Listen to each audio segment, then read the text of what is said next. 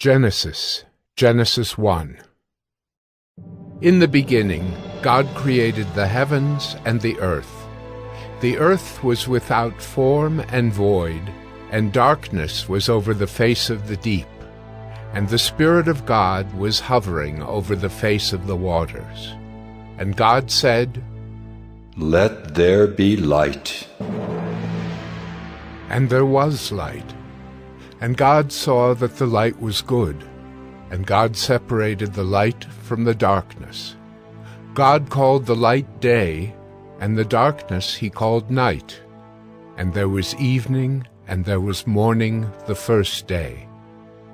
And God said, "Let there be an expanse in the midst of the waters, and let it separate the waters from the waters." And God made the expanse, and separated the waters that were under the expanse from the waters that were above the expanse. And it was so. And God called the expanse heaven. And there was evening, and there was morning the second day.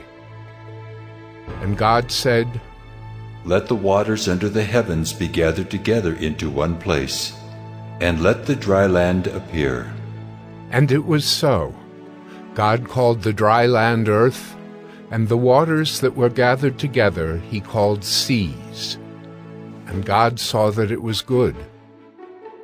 And God said, "Let the earth sprout vegetation, plants yielding seed, and fruit trees bearing fruit in which is their seed, each according to its kind on the earth." And it was so. The earth brought forth vegetation, plants yielding seed according to their own kinds, and trees bearing fruit in which is their seed, each according to its kind. And God saw that it was good. And there was evening, and there was morning the third day. And God said, "Let there be lights in the expanse of the heavens to separate the day from the night, and let them be for signs and for seasons and for days and years. And let them be lights in the expanse of the heavens to give light upon the earth." And it was so. And God made the two great lights, the greater light to rule the day, and the lesser light to rule the night, and the stars. And God set them in the expanse of the heavens to give light on the earth, to rule over the day and over the night, and to separate the light from the darkness. And God saw that it was good. And there was evening, and there was morning the fourth day. And God said, "Let the waters swarm with swarms of living creatures, and let birds fly above the earth across the expanse of the heavens." So God created the great sea creatures, and every living creature that moves, with which the waters swarm according to their kinds, and every winged bird according to its kind. And God saw that it was good.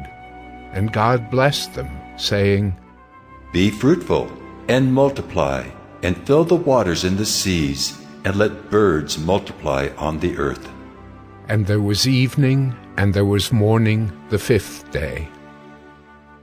And God said, "Let the earth bring forth living creatures according to their kinds, livestock and creeping things, and beasts of the earth according to their kinds."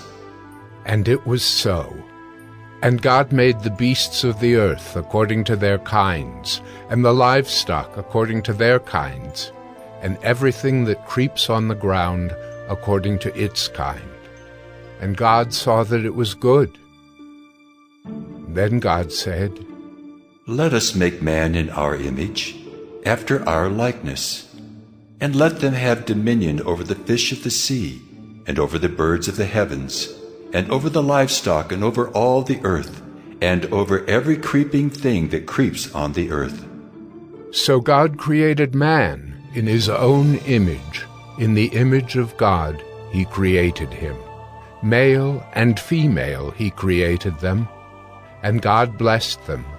And God said to them, "Be fruitful and multiply, and fill the earth and subdue it, and have dominion over the fish of the sea, and over the birds of the heavens, and over every living thing that moves on the earth.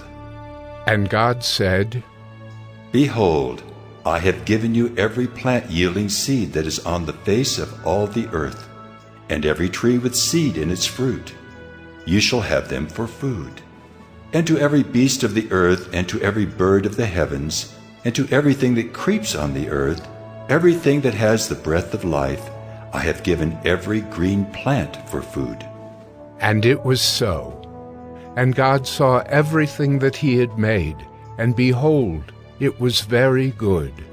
And there was evening, and there was morning, the sixth day. Genesis 2. Thus the heavens and the earth were finished, and all the host of them. And on the seventh day God finished his work that he had done, and he rested on the seventh day from all his work that he had done. So God blessed the seventh day, and made it holy, because on it God rested from all his work that he had done in creation. These are the generations of the heavens and the earth when they were created, in the day that the Lord God made the earth and the heavens. When no bush of the field was yet in the land, and no small plant of the field had yet sprung up, for the Lord God had not caused it to rain on the land, and there was no man to work the ground.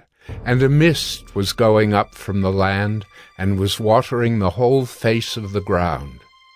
Then the Lord God formed the man of dust from the ground, and breathed into his nostrils the breath of life. And the man became a living creature. And the Lord God planted a garden in Eden, in the east, and there he put the man whom he had formed. And out of the ground the Lord God made to spring up every tree that is pleasant to the sight and good for food. The tree of life was in the midst of the garden, and the tree of the knowledge of good and evil. A river flowed out of Eden to water the garden, and there it divided and became 4 rivers. The name of the first is the Pishon. It is the one that flowed around the whole land of Havilah, where there is gold. And the gold of that land is good. Bdellium and onyx stone are there. The name of the second river is the Gihon. It is the one that flowed around the whole land of Cush. And the name of the third river is the Tigris, which flows east of Assyria. And the fourth river is the Euphrates. The Lord God took the man and put him in the Garden of Eden to work it and keep it. And the Lord God commanded the man, saying, You may surely eat of every tree of the garden, but of the tree of the knowledge of good and evil you shall not eat, for in the day that you eat of it you shall surely die. Then the Lord God said, It is not good that the man should be alone. I will make him a helper fit for him. Now out of the ground the Lord God had formed every beast of the field and every bird of the heavens, and brought them to the man, to see what he would call them. And whatever the man called every living creature, that was its name. The man gave names to all livestock, and to the birds of the heavens, and to every beast of the field. But for Adam there was not found a helper fit for him. So the Lord God caused a deep sleep to fall upon the man, and while he slept took one of his ribs and closed up its place with flesh. And the rib that the Lord God had taken from the man he made into a woman, and brought her to the man. Then the man said, This at last is bone of my bones, and flesh of my flesh. She shall be called woman, because she was taken out of man. Therefore a man shall leave his father and his mother, and hold fast to his wife, and they shall become one flesh. And the man and his wife were both naked, and were not ashamed. Genesis 3. Now the serpent was more crafty than any other beast of the field that the Lord God had made. He said to the woman, Did God actually say, "You shall not eat of any tree in the garden"? And the woman said to the serpent, We may eat of the fruit of the trees in the garden, but God said, You shall not eat of the fruit of the tree that is in the midst of the garden, neither shall you touch it, lest you die.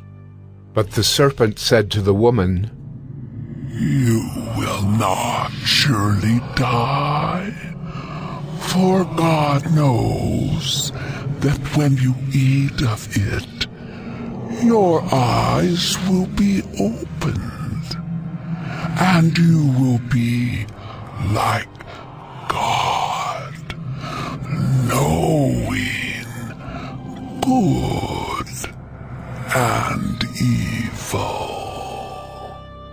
So when the woman saw that the tree was good for food, and that it was a delight to the eyes, and that the tree was to be desired to make one wise, she took of its fruit and ate. And she also gave some to her husband who was with her, and he ate. Then the eyes of both were opened, and they knew that they were naked. And they sewed fig leaves together, and made themselves loincloths. And they heard the sound of the Lord God walking in the garden in the cool of the day. And the man and his wife hid themselves from the presence of the Lord God among the trees of the garden. But the Lord God called to the man and said to him, Where are you? And he said, I heard the sound of you in the garden, and I was afraid, because I was naked, and I hid myself. He said, Who told you that you were naked? Have you eaten of the tree of which I commanded you not to eat? The man said, The woman whom you gave to be with me, she gave me fruit of the tree, and I ate. Then the Lord God said to the woman, What is this that you have done? The woman said, The serpent deceived me, and I ate. The Lord God said to the serpent, Because you have done this, cursed are you above all livestock, and above all beasts of the field. On your belly you shall go, and dust you shall eat all the days of your life. I will put enmity between you and the woman, and between your offspring and her offspring. He shall bruise your head, and you shall bruise his heel. To the woman he said, I will surely multiply your pain in childbearing. In pain you shall bring forth children. Your desire shall be for your husband, and he shall rule over you. And to Adam he said, Because you have listened to the voice of your wife, and have eaten of the tree of which I commanded you, you shall not eat of it. Cursed is the ground because of you. In pain you shall eat of it all the days of your life. Thorns and thistles it shall bring forth for you, and you shall eat the plants of the field. By the sweat of your face you shall eat bread, till you return to the ground, for out of it you were taken. For you are dust, and to dust you shall return. The man called his wife's name Eve, because she was the mother of all living. And the Lord God made for Adam and for his wife garments of skins and clothed them. Then the Lord God said, Behold, the man has become like one of us in knowing good and evil. Now, lest he reach out his hand and take also of the tree of life and eat, and live forever. Therefore the Lord God sent him out from the Garden of Eden to work the ground from which he was taken. He drove out the man, and at the east of the Garden of Eden he placed the cherubim and a flaming sword that turned every way to guard the way to the tree of life.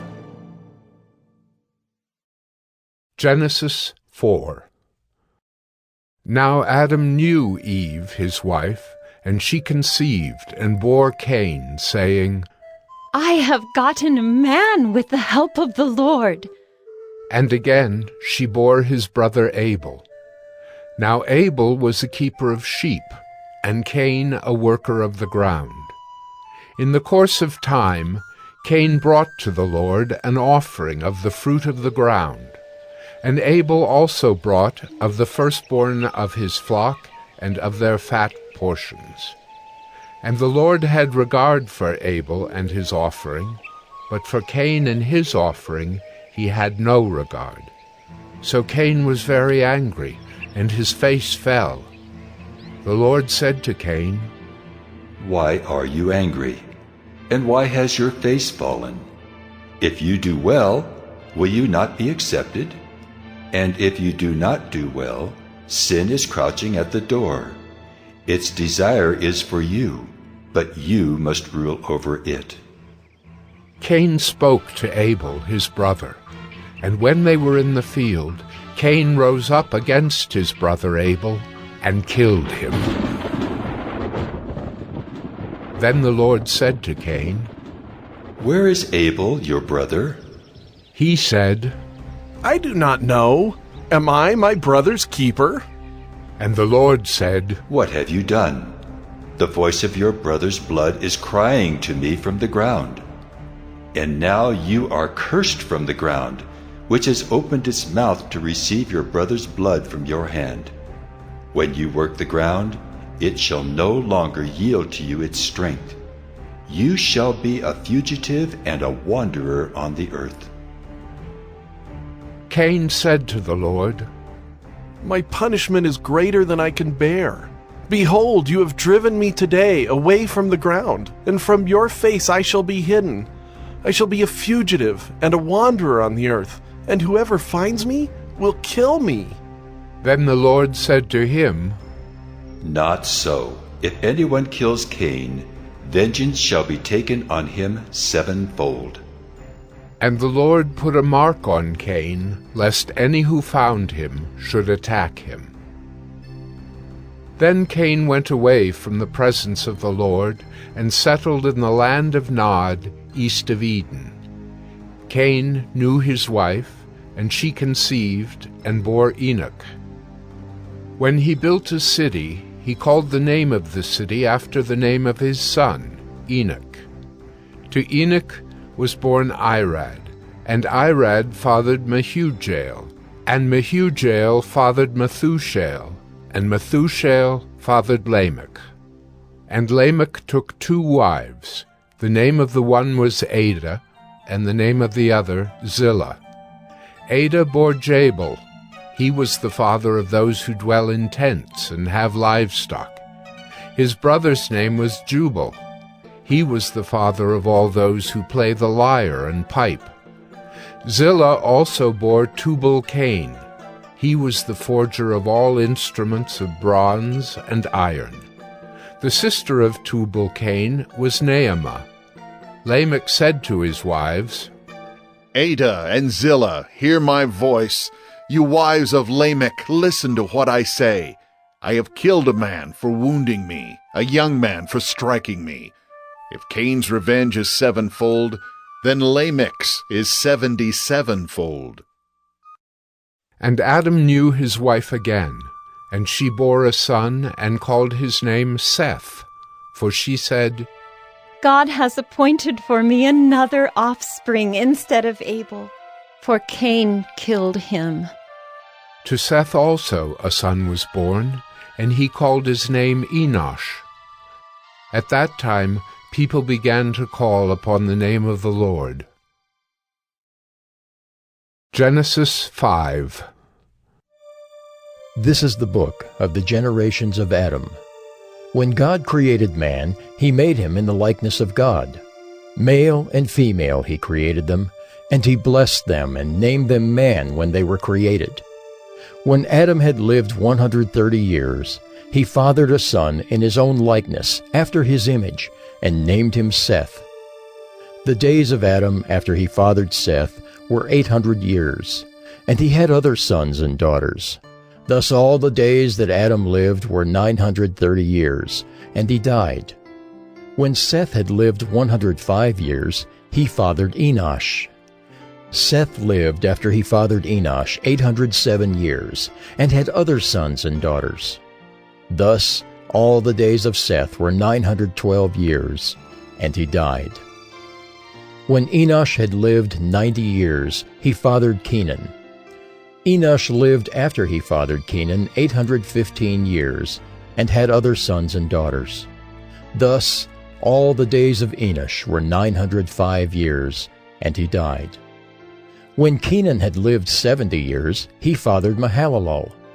Kenan lived after he fathered Mahalalel 840 years, and had other sons and daughters. Thus all the days of Kenan were 910 years, and he died. When Mahalalel had lived 65 years, he fathered Jared. Mahalalel lived after he fathered Jared 830 years, and had other sons and daughters. Thus all the days of Mahalalel were 895 years, and he died.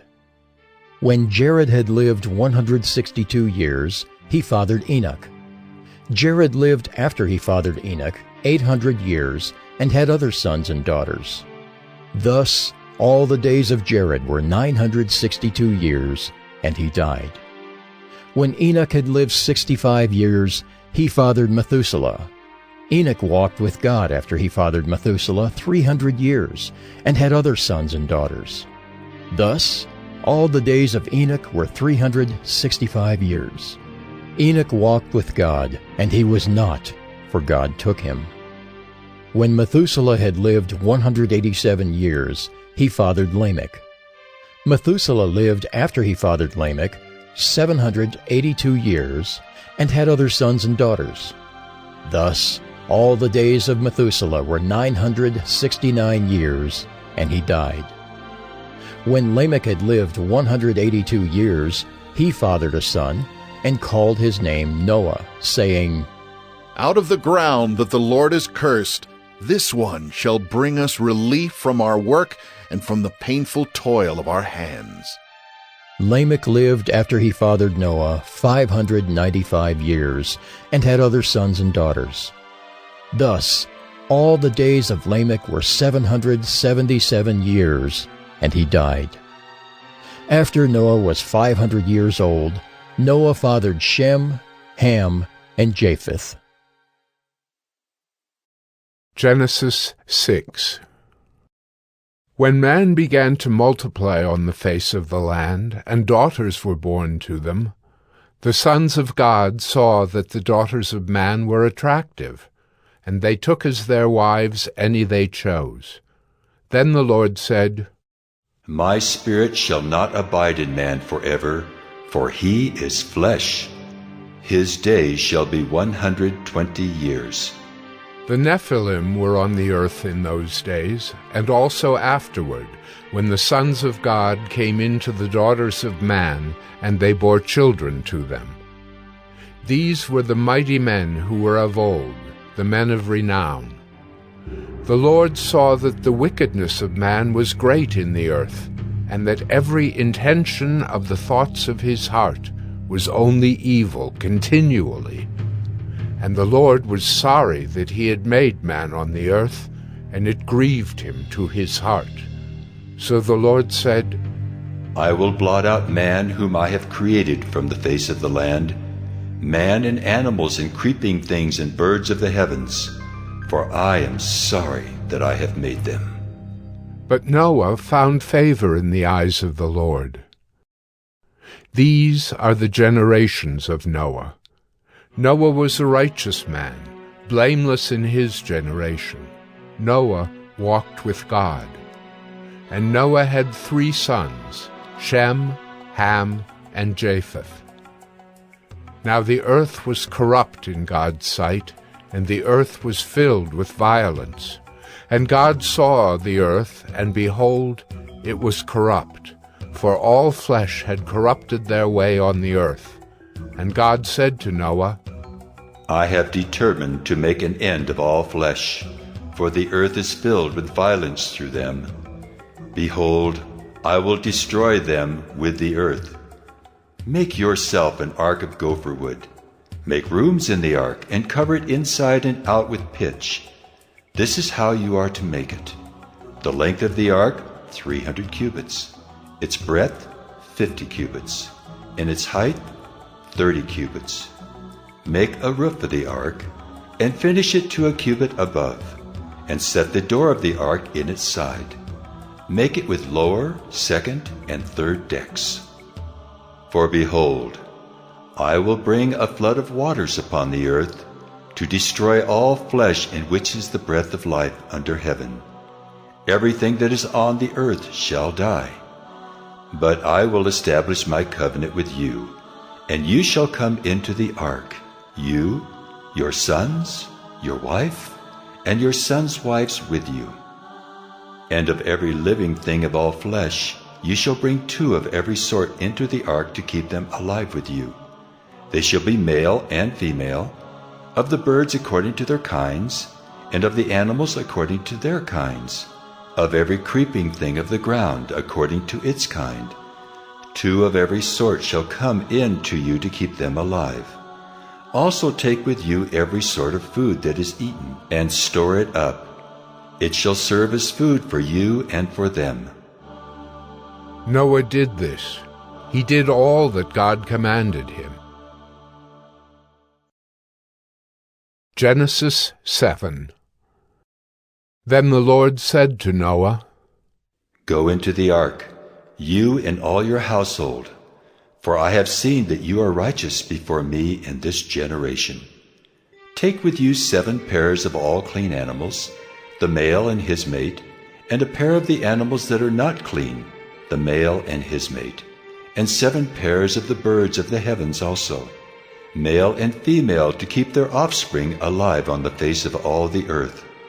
For in 7 days I will send rain on the earth 40 days and 40 nights, and every living thing that I have made I will blot out from the face of the ground.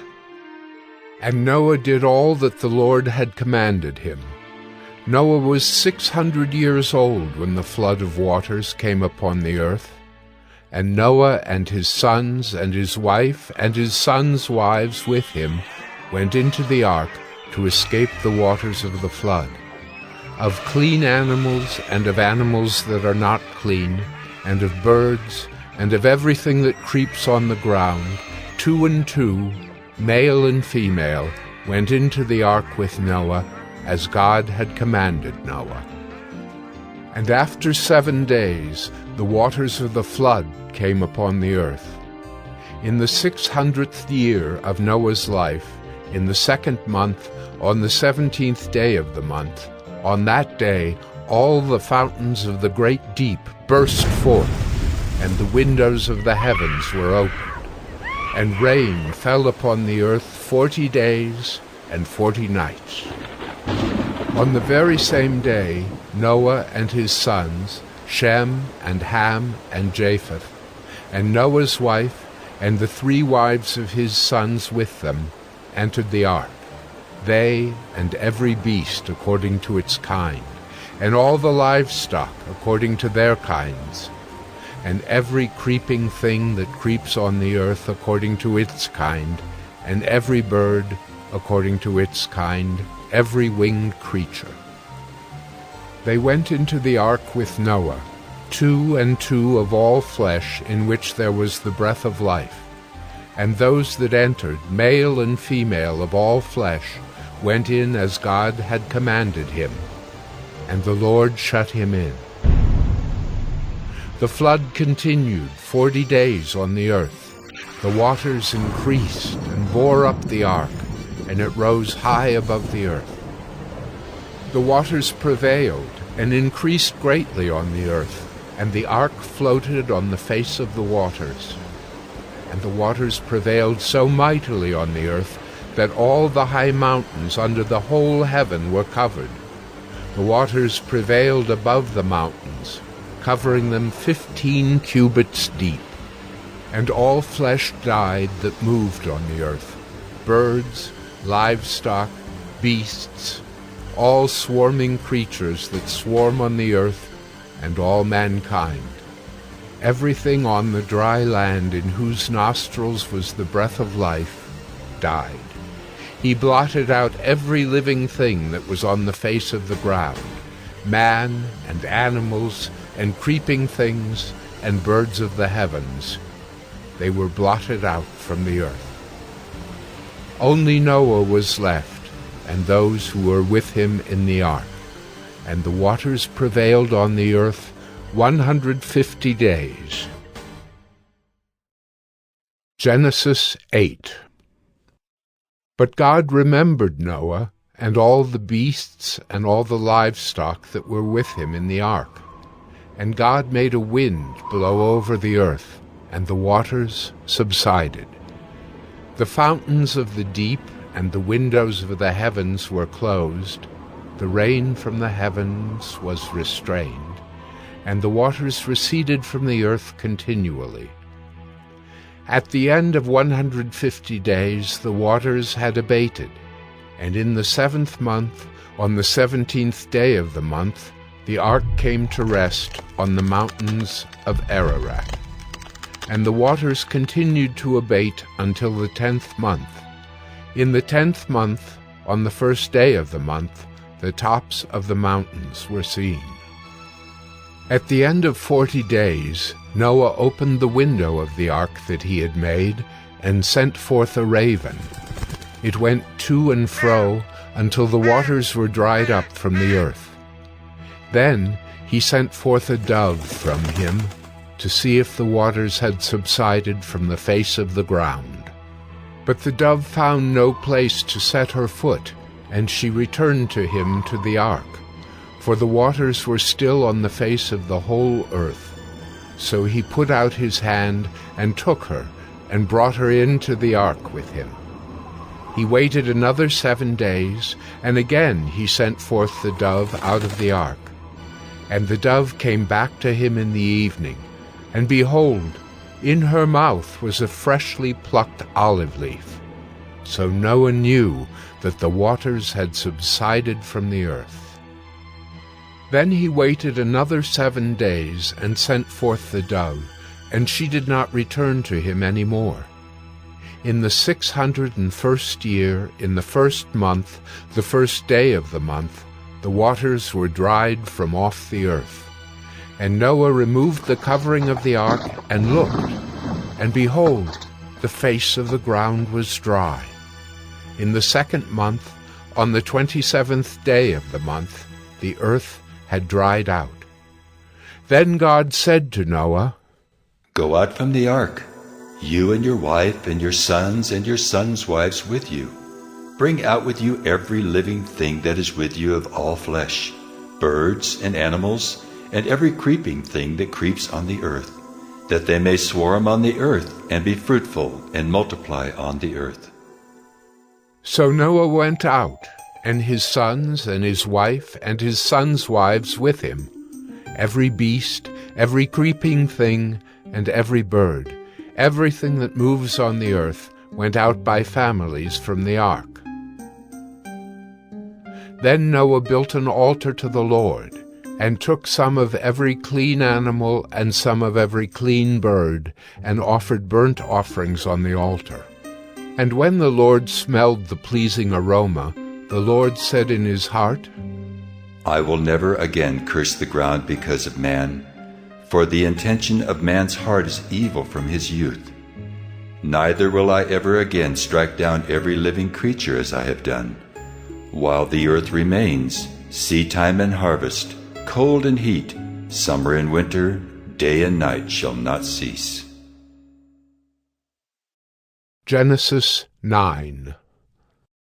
And God blessed Noah and his sons, and said to them, Be fruitful and multiply and fill the earth. The fear of you and the dread of you shall be upon every beast of the earth, and upon every bird of the heavens, upon everything that creeps on the ground, and all the fish of the sea. Into your hand they are delivered. Every moving thing that lives shall be food for you. And as I gave you the green plants, I give you everything. But you shall not eat flesh with its life, that is, its blood. And for your lifeblood I will require a reckoning. From every beast I will require it, and from man. From his fellow man I will require a reckoning for the life of man. Whoever sheds the blood of man, by man shall his blood be shed. For God made man in his own image. And you, be fruitful and multiply. Teem on the earth and multiply in it. Then God said to Noah and to his sons with him, Behold, I establish my covenant with you and your offspring after you, and with every living creature that is with you, the birds, the livestock, and every beast of the earth with you. As many as came out of the ark, it is for every beast of the earth. I establish my covenant with you, that never again shall all flesh be cut off by the waters of the flood, and never again shall there be a flood to destroy the earth. And God said, This is the sign of the covenant that I make between me and you and every living creature that is with you, for all future generations. I have set my bow in the cloud, and it shall be a sign of the covenant between me and the earth. When I bring clouds over the earth and the bow is seen in the clouds, I will remember my covenant that is between me and you and every living creature of all flesh. And the waters shall never again become a flood to destroy all flesh. When the bow is in the clouds, I will see it and remember the everlasting covenant between God and every living creature of all flesh that is on the earth. God said to Noah, This is the sign of the covenant that I have established between me and all flesh that is on the earth. The sons of Noah who went forth from the ark were Shem, Ham, and Japheth. Ham was the father of Canaan. These three were the sons of Noah, and from these the people of the whole earth were dispersed. Noah began to be a man of the soil, and he planted a vineyard. He drank of the wine, and became drunk, and lay uncovered in his tent. And Ham, the father of Canaan, saw the nakedness of his father, and told his two brothers outside. Then Shem and Japheth took a garment, laid it on both their shoulders, and walked backward, and covered the nakedness of their father. Their faces were turned backward, and they did not see their father's nakedness. When Noah awoke from his wine, and knew what his youngest son had done to him, he said, Cursed be Canaan, a servant of servants shall he be to his brothers. He also said, Blessed be the Lord, the God of Shem, and let Canaan be his servant. May God enlarge Japheth, and let him dwell in the tents of Shem, and let Canaan be his servant. After the flood, Noah lived 350 years. All the days of Noah were 950 years, and he died. Genesis 10. These are the generations of the sons of Noah: Shem, Ham, and Japheth. Sons were born to them after the flood. The sons of Japheth: Gomer, Magog, Madai, Javan, Tubal, Meshech, and Tyrus. The sons of Gomer: Ashkenaz, Riphath, and Togarmah. The sons of Javan: Elisha, Tarshish, Kittim, and Dodanim. From these the coastland peoples spread in their lands, each with his own language, by their clans, in their nations. The sons of Ham: Cush, Egypt, Put, and Canaan. The sons of Cush: Seba, Havilah, Sabta, Raamah, and Sabtucah. The sons of Raamah: Sheba and Dedan. Cush fathered Nimrod. He was the first on earth to be a mighty man. He was a mighty hunter before the Lord. Therefore it is said, like Nimrod, a mighty hunter before the Lord. The beginning of his kingdom was Babel, Erech, Akkad, and Calneh in the land of Shinar. From that land he went into Assyria and built Nineveh, Rehoboth-ir, Calah, and Resen between Nineveh and Calah, that is, the great city.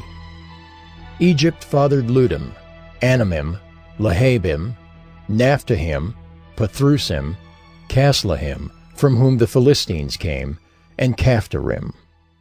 Canaan fathered Sidon his firstborn, and Heth, and the Jebusites, the Amorites, the Girgashites, the Hivites, the Archites, the Sinites, the Arvadites, the Zemarites, and the Hamathites.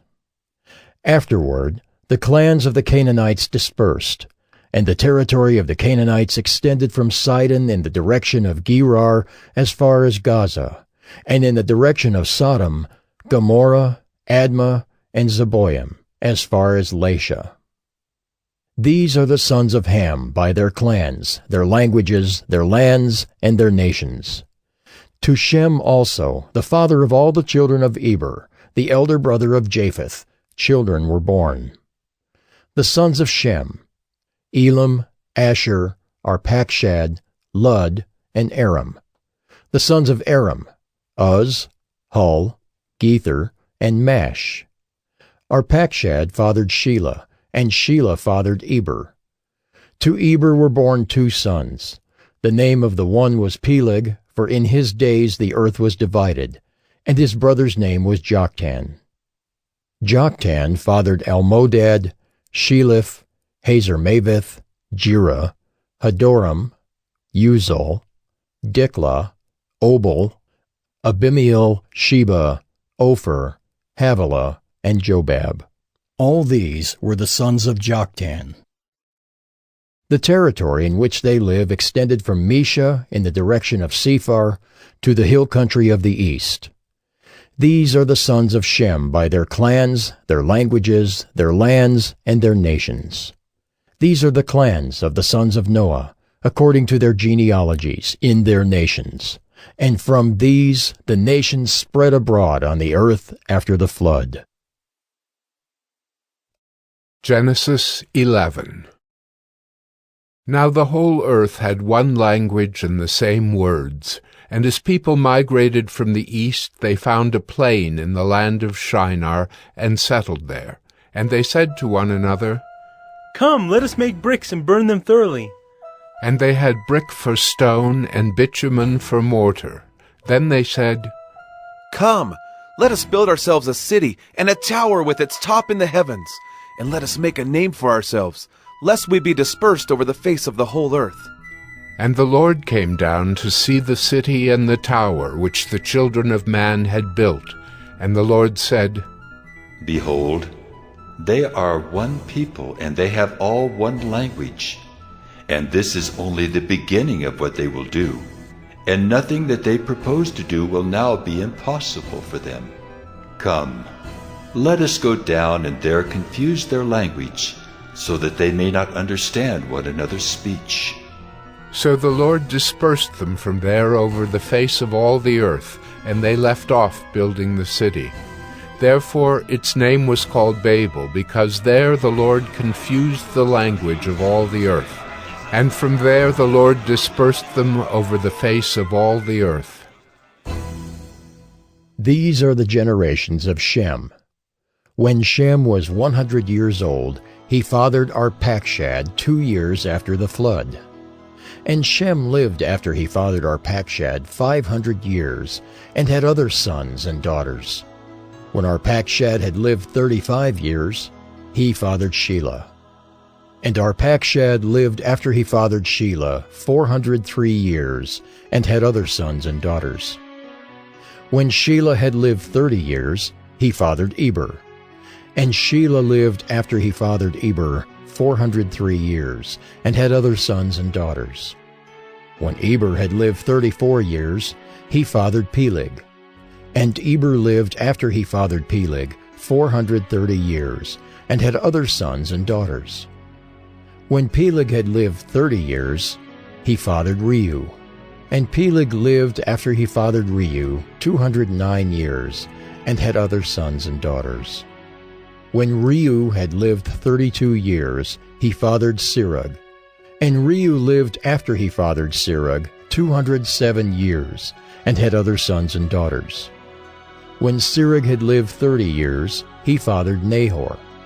And Serug lived after he fathered Nahor 200 years, and had other sons and daughters. When Nahor had lived 29 years, he fathered Terah. And Nahor lived after he fathered Terah 119 years, and had other sons and daughters. When Terah had lived 70 years, he fathered Abram, Nahor, and Haran. Now these are the generations of Terah. Terah fathered Abram, Nahor, and Haran fathered Lot. Haran died in the presence of his father Terah in the land of his kindred, in Ur of the Chaldeans. And Abram and Nahor took wives. The name of Abram's wife was Sarai, and the name of Nahor's wife Milcah, the daughter of Haran, the father of Milcah and Iscah. Now Sarai was barren, she had no child. Terah took Abram his son, and Lot the son of Haran, his grandson, and Sarai his daughter-in-law, his son Abram's wife, and they went forth together from Ur of the Chaldeans to go into the land of Canaan. But when they came to Haran, they settled there. The days of Terah were 205 years, and Terah died in Haran. Genesis 12. Now the Lord said to Abram, Go from your country and your kindred and your father's house to the land that I will show you. And I will make of you a great nation, and I will bless you and make your name great, so that you will be a blessing. I will bless those who bless you, and him who dishonors you I will curse. And in you all the families of the earth shall be blessed. So Abram went as the Lord had told him, and Lot went with him. Abram was 75 years old when he departed from Haran. And Abram took Sarai his wife, and Lot his brother's son, and all their possessions that they had gathered, and the people that they had acquired in Haran, and they set out to go to the land of Canaan. When they came to the land of Canaan, Abram passed through the land to the place at Shechem, to the oak of Moreh. At that time the Canaanites were in the land. Then the Lord appeared to Abram and said, To your offspring I will give this land. So he built there an altar to the Lord, who had appeared to him. From there he moved to the hill country on the east of Bethel, and pitched his tent, with Bethel on the west and Ai on the east. And there he built an altar to the Lord, and called upon the name of the Lord. And Abram journeyed on, still going toward the Negeb. Now there was a famine in the land, so Abram went down to Egypt to sojourn there, for the famine was severe in the land. When he was about to enter Egypt, he said to Sarai his wife, I know that you are a woman beautiful in appearance, and when the Egyptians see you, they will say, This is his wife. Then they will kill me, but they will let you live. Say you are my sister, that it may go well with me because of you, and that my life may be spared for your sake. When Abram entered Egypt, the Egyptians saw that the woman was very beautiful. And when the princes of Pharaoh saw her, they praised her to Pharaoh. And the woman was taken into Pharaoh's house. And for her sake he dealt well with Abram. And he had sheep, oxen, male donkeys, male servants, female donkeys, and camels. But the Lord afflicted Pharaoh and his house with great plagues because of Sarai, Abram's wife. So Pharaoh called Abram and said, What is this you have done to me? Why did you not tell me that she was your wife? Why did you say, She is my sister, so that I took her for my wife? Now then, here is your wife. Take her and go. And Pharaoh gave men orders concerning him, and they sent him away with his wife and all that he had. Genesis 13. So Abram went up from Egypt, he and his wife and all that he had, and Lot with him, into the Negeb. Now Abram was very rich in livestock, in silver, and in gold. And he journeyed on from the Negeb as far as Bethel, to the place where his tent had been at the beginning, between Bethel and Ai, to the place where he had made an altar at the first. And there Abram called upon the name of the Lord. And Lot, who went with Abram, also had flocks and herds and tents, so that the land could not support both of them dwelling together, for their possessions were so great that they could not dwell together. And there was strife between the herdsmen of Abram's livestock and the herdsmen of Lot's livestock.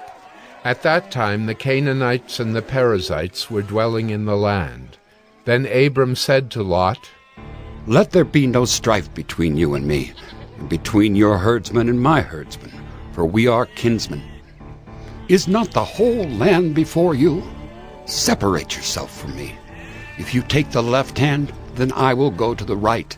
Or if you take the right hand, then I will go to the left.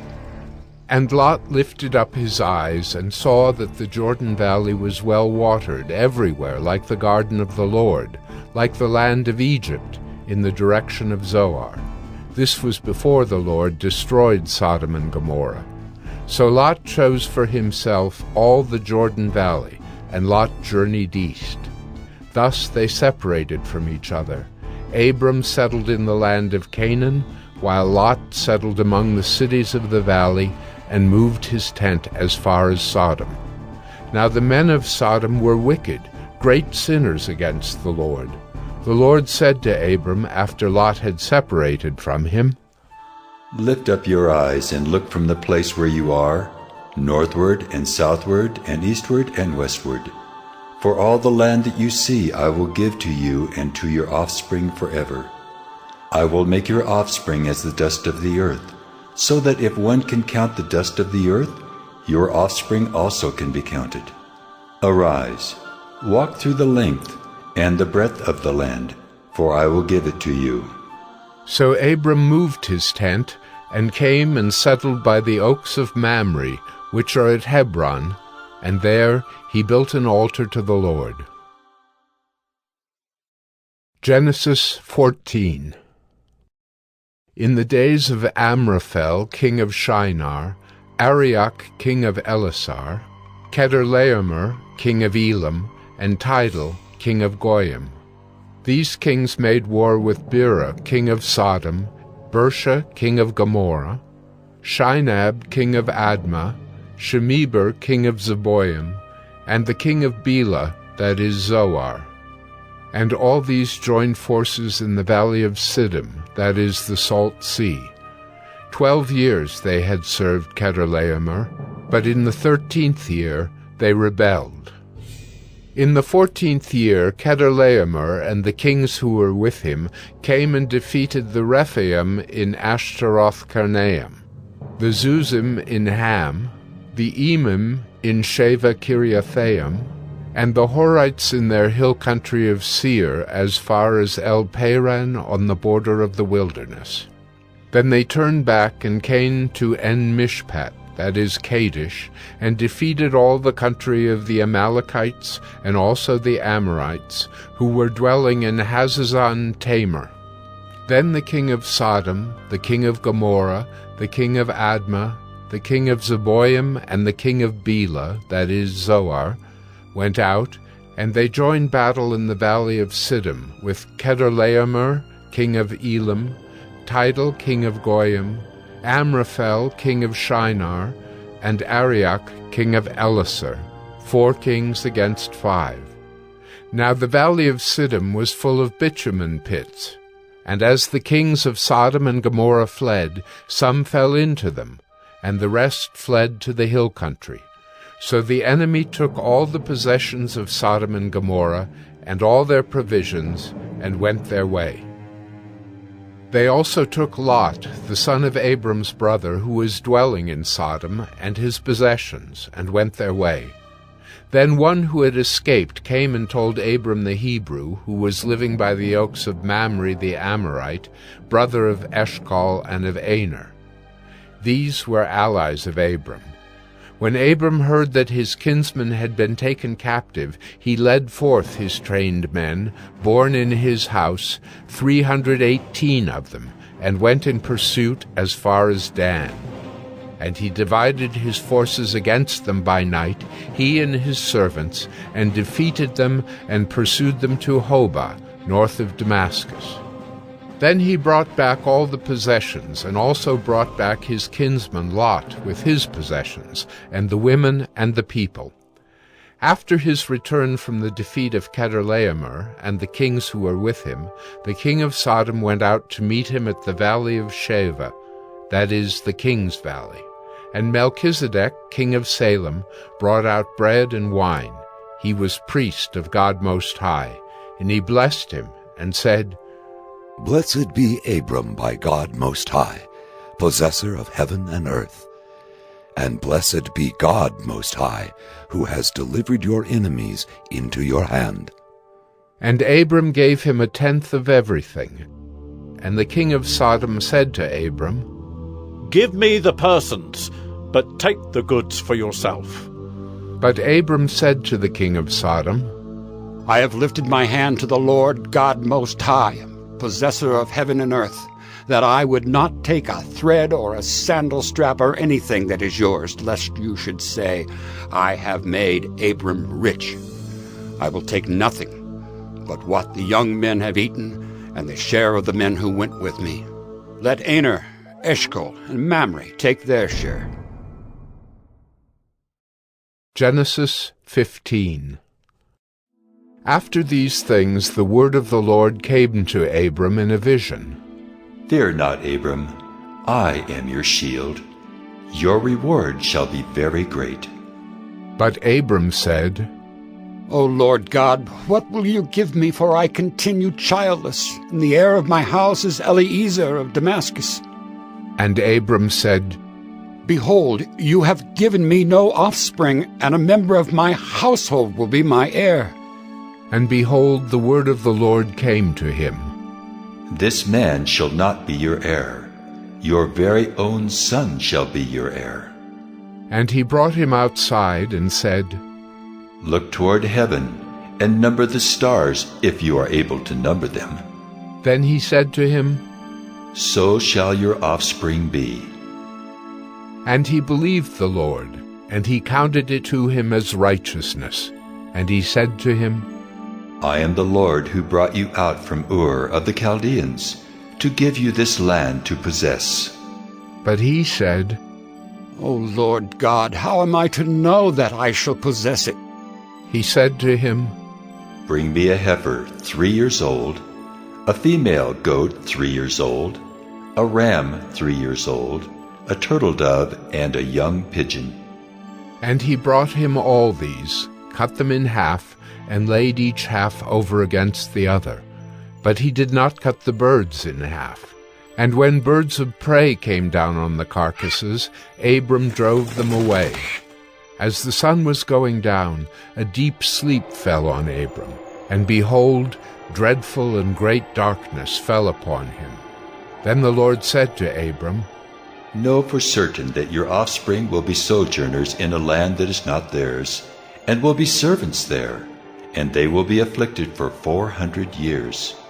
But I will bring judgment on the nation that they serve, and afterward they shall come out with great possessions. As for yourself, you shall go to your fathers in peace. You shall be buried in a good old age. And they shall come back here in the 4th generation, for the iniquity of the Amorites is not yet complete.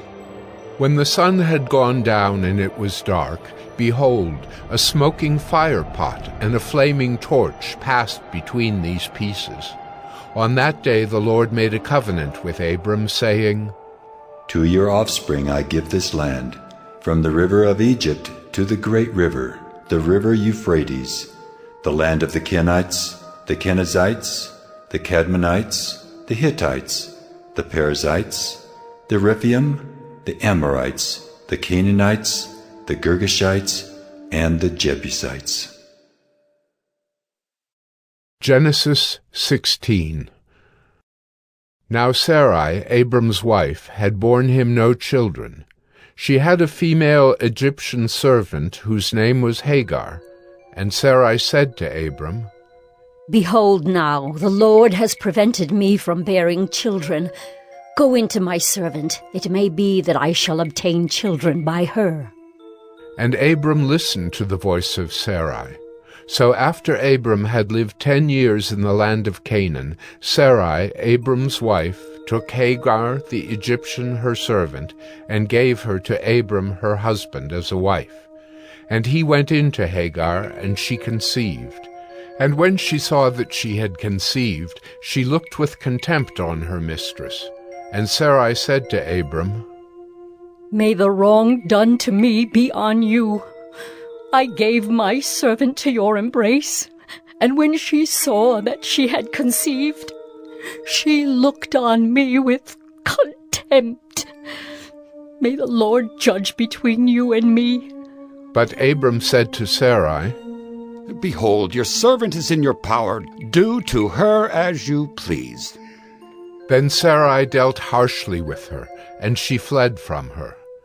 The angel of the Lord found her by a spring of water in the wilderness, the spring on the way to Shur. And he said, Hagar, servant of Sarai, where have you come from, and where are you going? She said, I am fleeing from my mistress Sarai. The angel of the Lord said to her, Return to your mistress and submit to her. The angel of the Lord also said to her, I will surely multiply your offspring, so that they cannot be numbered for multitude. And the angel of the Lord said to her, Behold, you are pregnant and shall bear a son. You shall call his name Ishmael, because the Lord has listened to your affliction. He shall be a wild donkey of a man, his hand against everyone, and everyone's hand against him. And he shall dwell over against all his kinsmen. So she called the name of the Lord who spoke to her. You are a God of seeing. For she said, Truly, here I have seen him who looks after me. Therefore the well was called Bir Lahairoi. It lies between Kadesh and Bered. And Hagar bore Abram a son, and Abram called the name of his son, whom Hagar bore, Ishmael. Abram was 86 years old when Hagar bore Ishmael to Abram. Genesis 17. When Abram was 99 years old, the Lord appeared to Abram and said to him, I am God Almighty. Walk before me and be blameless, that I may make my covenant between me and you, and may multiply you greatly. Then Abram fell on his face, and God said to him, Behold, my covenant is with you, and you shall be the father of a multitude of nations. No longer shall your name be called Abram, but your name shall be Abraham. For I have made you the father of a multitude of nations. I will make you exceedingly fruitful, and I will make you into nations, and kings shall come from you. And I will establish my covenant between me and you, and your offspring after you, throughout their generations for an everlasting covenant, to be God to you, and to your offspring after you. And I will give to you and to your offspring after you the land of your sojournings, all the land of Canaan for an everlasting possession, and I will be their God. And God said to Abraham, As for you, you shall keep my covenant, you and your offspring after you throughout their generations. This is my covenant which you shall keep between me and you and your offspring after you. Every male among you shall be circumcised. You shall be circumcised in the flesh of your foreskins, and it shall be a sign of the covenant between me and you. He who is 8 days old among you shall be circumcised, every male throughout your generations, whether born in your house or bought with your money from any foreigner who is not of your offspring. Both he who is born in your house and he who is bought with your money shall surely be circumcised. so shall my covenant be in your flesh an everlasting covenant. Any uncircumcised male who is not circumcised in the flesh of his foreskin shall be cut off from his people. He has broken my covenant. And God said to Abraham, As for Sarai, your wife, you shall not call her name Sarai, but Sarah shall be her name. I will bless her, and moreover, I will give you a son by her. I will bless her, and she shall become nations. Kings of people shall come from her. Then Abraham fell on his face and laughed, and said to himself, Should a child be born to a man who was 100 years old? Shall Sarah, who is 90 years old, bear a child? And Abraham said to God, Oh, that Ishmael might live before you. God said, No, but Sarah your wife shall bear you a son, and you shall call his name Isaac. I will establish my covenant with him as an everlasting covenant for his offspring after him. As for Ishmael, I have heard you. Behold, I have blessed him and will make him fruitful, and multiply him greatly. He shall father 12 princes, and I will make him into a great nation. But I will establish my covenant with Isaac, whom Sarah shall bear to you at this time next year. When he had finished talking with him, God went up from Abraham. Then Abraham took Ishmael his son, and all those born in his house or bought with his money, every male among the men of Abraham's house, and he circumcised the flesh of their foreskins that very day, as God had said to him. Abraham was 99 years old when he was circumcised in the flesh of his foreskin, and Ishmael his son was 13 years old when he was circumcised in the flesh of his foreskin. That very day Abraham and his son Ishmael were circumcised. And all the men of his house, those born in the house, and those bought with money from a foreigner, were circumcised with him. Genesis 18. And the Lord appeared to him by the oaks of Mamre, as he sat at the door of his tent in the heat of the day. He lifted up his eyes and looked, and behold, 3 men were standing in front of him.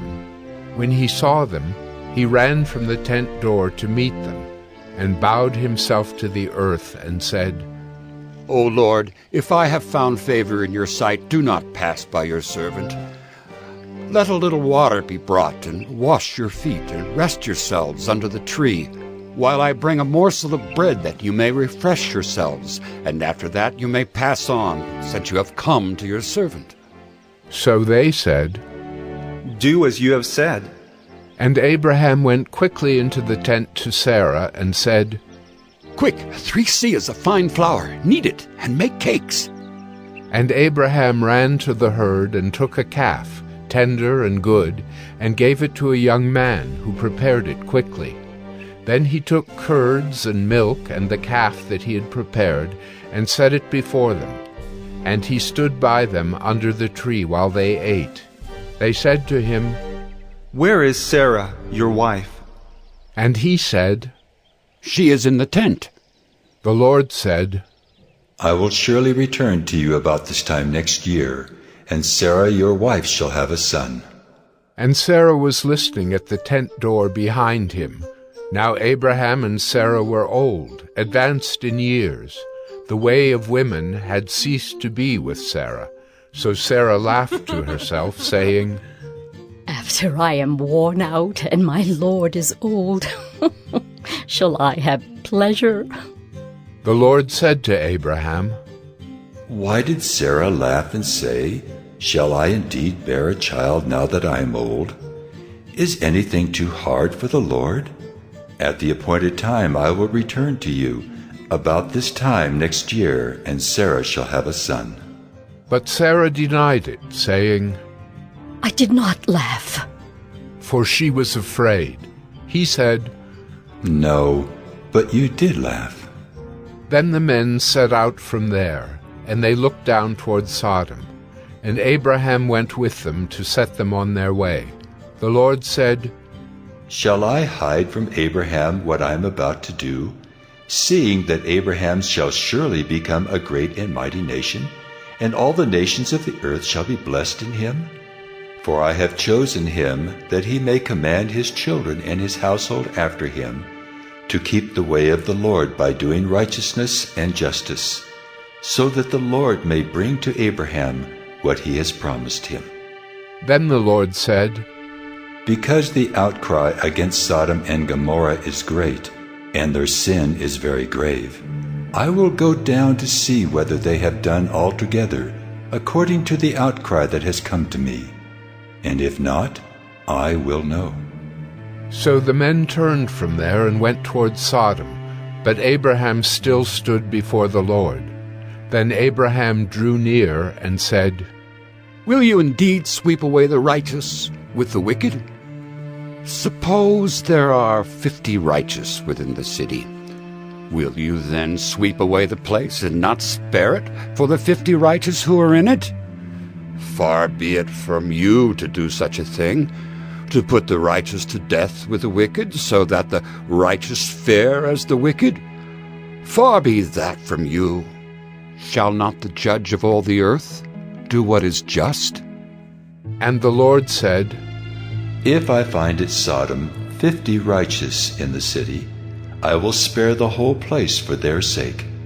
Abraham answered and said, Behold, I have undertaken to speak to the Lord, I who am but dust and ashes. Suppose 5 of the 50 righteous are lacking. Will you destroy the whole city for lack of 5? And he said, I will not destroy it if I find 45 there. Again he spoke to him and said, Suppose 40 are found there. He answered, For the sake of 40 I will not do it. Then he said, Oh, let not the Lord be angry, and I will speak. Suppose 30 are found there. He answered, I will not do it if I find 30 there. He said, Behold, I have undertaken to speak to the Lord. Suppose 20 are found there. He answered, For the sake of 20, I will not destroy it. Then he said, Oh, let not the Lord be angry, and I will speak again but this once. Suppose 10 are found there. He answered, For the sake of 10, I will not destroy it. And the Lord went his way when he had finished speaking to Abraham, and Abraham returned to his place. Genesis 19. The 2 angels came to Sodom in the evening, and Lot was sitting in the gate of Sodom. When Lot saw them, he rose to meet them and bowed himself with his face to the earth, and said, My lords, please turn aside to your servant's house and spend the night and wash your feet. Then you may rise up early and go on your way. They said, No, we will spend the night in the town square. But he pressed them strongly, so they turned aside to him and entered his house. And he made them a feast, and baked unleavened bread, and they ate. But before they lay down, the men of the city, the men of Sodom, both young and old, all the people to the last man, surrounded the house. And they called to Lot, Where are the men who came to you tonight? Bring them out to us, that we may know them. Lot went out to the men at the entrance, shut the door after him, and said, I beg you, my brothers, do not act so wickedly. Behold, I have 2 daughters who have not known any man. Let me bring them out to you, and do to them as you please. Only do nothing to these men, for they have come under the shelter of my roof. But they said, Stand back! And they said, This fellow came to sojourn, and he has become the judge? Now we will deal worse with you than with them. Then they pressed hard against the man Lot, and drew near to break the door down. But the men reached out their hands and brought Lot into the house with them and shut the door. And they struck with blindness the men who were at the entrance of the house, both small and great, so that they wore themselves out, groping for the door. Then the men said to Lot, "Have you anyone else here? Sons-in-law, sons, daughters, or anyone you have in the city? Bring them out of the place. For we are about to destroy this place, because the outcry against its people has become great before the Lord, and the Lord has sent us to destroy it." So Lot went out and said to his sons-in-law, who were to marry his daughters, "Up! Get out of this place, for the Lord is about to destroy the city." But he seemed to his sons-in-law to be jesting. As morning dawned, the angels urged Lot, saying, "Up, take your wife and your 2 daughters who are here, lest you be swept away in the punishment of the city." But he lingered. So the men seized him and his wife and his 2 daughters by the hand, the Lord being merciful to him, and they brought him out and set him outside the city. And as they brought them out, one said, "Escape for your life. Do not look back or stop anywhere in the valley. Escape to the hills, lest you be swept away." And Lot said to them, "Oh no, my lords. Behold, your servant has found favor in your sight, and you have shown me great kindness in saving my life. But I cannot escape to the hills, lest the disaster overtake me and I die. Behold, this city is near enough to flee to, and it is a little one. Let me escape there. Is it not a little one? And my life will be saved." He said to him, "Behold, I grant you this favor also, that I will not overthrow the city of which you have spoken. Escape there quickly, for I can do nothing till you arrive there." Therefore the name of the city was called Zoar. The sun had risen on the earth when Lot came to Zoar. Then the Lord rained on Sodom and Gomorrah sulfur and fire from the Lord out of heaven. And he overthrew those cities, and all the valley, and all the inhabitants of the cities, and what grew on the ground. But Lot's wife, behind him, looked back, and she became a pillar of salt. And Abraham went early in the morning to the place where he had stood before the Lord. And he looked down toward Sodom and Gomorrah, and toward all the land of the valley. And he looked, and behold, the smoke of the land went up like the smoke of a furnace. So it was that when God destroyed the cities of the valley, God remembered Abraham and sent Lot out of the midst of the overthrow when he overthrew the cities in which Lot had lived. Now Lot went up out of Zoar and lived in the hills with his 2 daughters, for he was afraid to live in Zoar. So he lived in a cave with his 2 daughters. And the firstborn said to the younger, "Our father is old, and there's not a man on earth to come in to us after the manner of all the earth. Come, let us make our father drink wine, and we will lie with him, that we may preserve offspring from our father." So they made their father drink wine that night, and the firstborn went in and lay with her father. He did not know when she lay down or when she arose. The next day the firstborn said to the younger, "Behold, I lay last night with my father. Let us make him drink wine tonight also. Then you go in and lie with him, that we may preserve offspring from our father." So they made their father drink wine that night also. And the younger arose and lay with him, and he did not know when she lay down or when she arose. Thus both the daughters of Lot became pregnant by their father. The firstborn bore a son and called his name Moab. He is the father of the Moabites to this day. The younger also bore a son and called his name Ben-Ammi. He is the father of the Ammonites to this day. Genesis 20.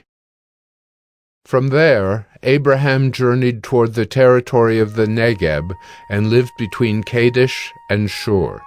And he sojourned in Gerar. And Abraham said of Sarah his wife, She is my sister. And Abimelech, king of Gerar, sent and took Sarah. But God came to Abimelech in a dream by night and said to him, Behold, you are a dead man because of the woman whom you have taken, for she is a man's wife. Now Abimelech had not approached her, so he said, Lord, will you kill an innocent people? Did he not himself say to me, She is my sister? And she herself said, He is my brother. In the integrity of my heart and the innocence of my hands I have done this. Then God said to him in the dream, Yes, I know that you have done this in the integrity of your heart, and it was I who kept you from sinning against me. Therefore, I did not let you touch her. Now then, return the man's wife, for he is a prophet, so that he will pray for you, and you shall live. But if you do not return her, know that you shall surely die, you and all who are yours. So Abimelech rose early in the morning and called all his servants and told them all these things. And the men were very much afraid. Then Abimelech called Abraham and said to him, What have you done to us? And how have I sinned against you, that you have brought on me and my kingdom a great sin? You have done to me things that ought not to be done. And Abimelech said to Abraham, What did you see that you did this thing? Abraham said, I did it because I thought there is no fear of God at all in this place, and they will kill me because of my wife. Besides, she is indeed my sister, the daughter of my father, though not the daughter of my mother, and she became my wife. And when God caused me to wander from my father's house, I said to her, This is the kindness you must do me. At every place to which we come, say of me, He is my brother. Then Abimelech took sheep and oxen and male servants and female servants and gave them to Abraham and returned Sarah his wife to him. And Abimelech said, Behold, my land is before you. Dwell where it pleases you. To Sarah he said, Behold, I have given your brother 1,000 pieces of silver.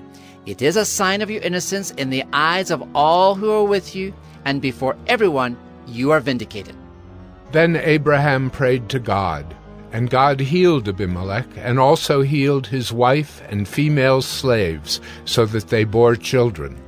For the Lord had closed all the wombs of the house of Abimelech because of Sarah, Abraham's wife. Genesis 21. The Lord visited Sarah as he had said, and the Lord did to Sarah as he had promised. And Sarah conceived and bore Abraham a son in his old age at the time of which God had spoken to him.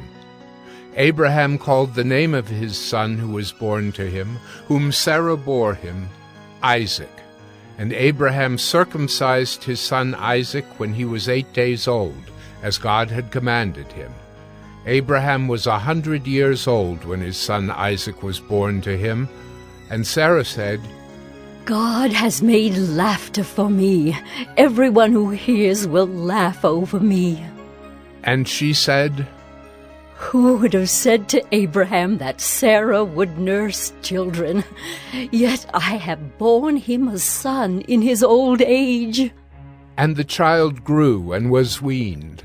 And Abraham made a great feast on the day that Isaac was weaned. But Sarah saw the son of Hagar the Egyptian, whom she had borne to Abraham, laughing. So she said to Abraham, Cast out this slave woman with her son, for the son of this slave woman shall not be heir with my son Isaac. And the thing was very displeasing to Abraham on account of his son. But God said to Abraham, Be not displeased because of the boy and because of your slave woman. Whatever Sarah says to you, do as she tells you, for through Isaac shall your offspring be named. And I will make a nation of the son of the slave woman also, because he is your offspring.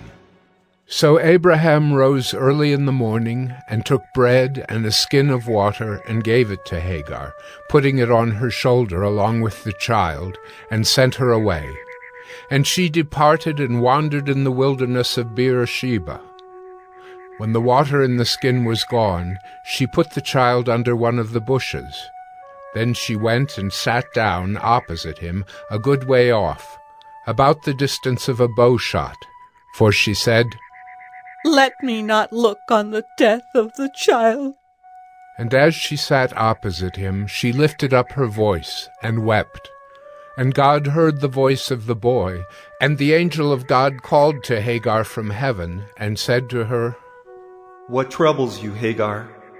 Fear not, for God has heard the voice of the boy where he is. Up, lift up the boy, and hold him fast with your hand, for I will make him into a great nation. Then God opened her eyes, and she saw a well of water. And she went and filled the skin with water and gave the boy a drink. And God was with the boy, and he grew up. He lived in the wilderness and became an expert with the bow. He lived in the wilderness of Paran, and his mother took a wife for him from the land of Egypt. At that time Abimelech and Phicol the commander of his army said to Abraham, God is with you in all that you do. Now therefore swear to me here by God that you will not deal falsely with me or with my descendants or with my posterity. But as I have dealt kindly with you, so you will deal with me and with the land where you have sojourned. And Abraham said, I will swear. When Abraham reproved Abimelech about a well of water that Abimelech's servants had seized, Abimelech said, I do not know who has done this thing. You did not tell me, and I have not heard of it until today. So Abraham took sheep and oxen and gave them to Abimelech, and the two men made a covenant. Abraham set 7 ewe lambs of the flock apart, and Abimelech said to Abraham, What is the meaning of these 7 ewe lambs that you have set apart?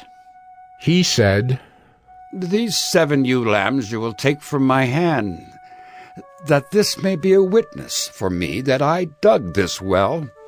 Therefore that place was called Beersheba, because there both of them swore an oath. So they made a covenant at Beersheba.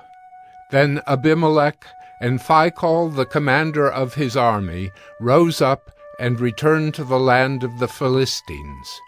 Abraham planted a tamarisk tree in Beersheba, and called there on the name of the Lord, the everlasting God. And Abraham sojourned many days in the land of the Philistines.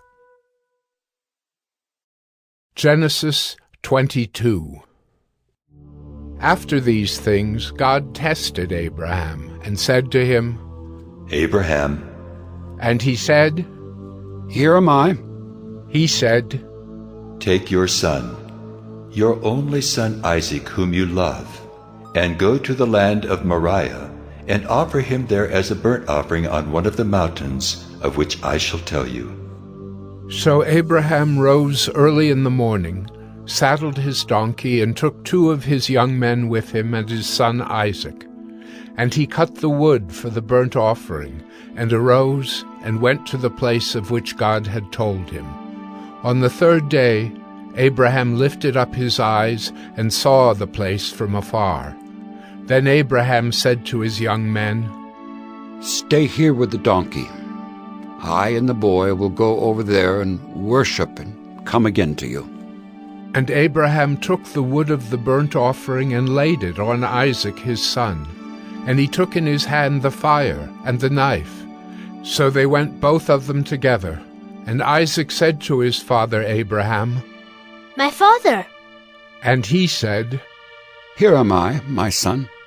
He said, Behold the fire and the wood, but where is the lamb for a burnt offering? Abraham said, God will provide for himself the lamb for a burnt offering, my son. So they went both of them together. When they came to the place of which God had told him, Abraham built the altar there, and laid the wood in order, and bound Isaac his son, and laid him on the altar on top of the wood. Then Abraham reached out his hand, and took the knife to slaughter his son. But the angel of the Lord called to him from heaven and said, Abraham, Abraham!" And he said, "Here am I." He said, "Do not lay your hand on the boy, or do anything to him, for now I know that you fear God, seeing you have not withheld your son, your only son, from me." And Abraham lifted up his eyes and looked, and behold, behind him was a ram caught in a thicket by his horns. And Abraham went and took the ram and offered it up as a burnt offering instead of his son. So Abraham called the name of that place, "The Lord will provide." As it is said to this day, "On the mount of the Lord it shall be provided." And the angel of the Lord called to Abraham a second time from heaven, and said, "By myself I have sworn, declares the Lord, because you have done this, and have not withheld your son, your only son. I will surely bless you, and I will surely multiply your offspring as the stars of heaven, and as the sand that is on the seashore. And your offspring shall possess the gate of his enemies. And in your offspring shall all the nations of the earth be blessed, because you have obeyed my voice." So Abraham returned to his young men, and they arose and went together to Beersheba. And Abraham lived at Beersheba. Now after these things it was told to Abraham, "Behold, Milcah also has borne children to your brother Nahor, Uz his firstborn, Buz his brother, Kemuel the father of Aram, Chesed, Hazo, Pildash, Jidlaph, and Bethuel." Bethuel fathered Rebekah. These 8 Milcah bore to Nahor, Abraham's brother. Moreover, his concubine, whose name was Reumah, bore Tebah, Gaham, Tahash, and Maacah. Genesis 23. Sarah lived 127 years. These were the years of the life of Sarah. And Sarah died at Kiriath Arba, that is Hebron, in the land of Canaan. And Abraham went in to mourn for Sarah and to weep for her. And Abraham rose up from before his dead and said to the Hittites, "I am a sojourner and foreigner among you. Give me property among you for a burying place, that I may bury my dead out of my sight."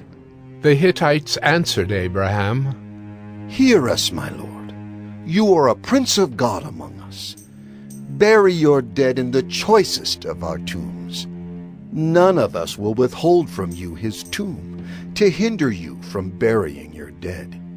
Abraham rose and bowed to the Hittites, the people of the land, and he said to them, "If you are willing that I should bury my dead out of my sight, hear me and entreat for me Ephron, the son of Zohar, that he may give me the cave of Machpelah which he owns.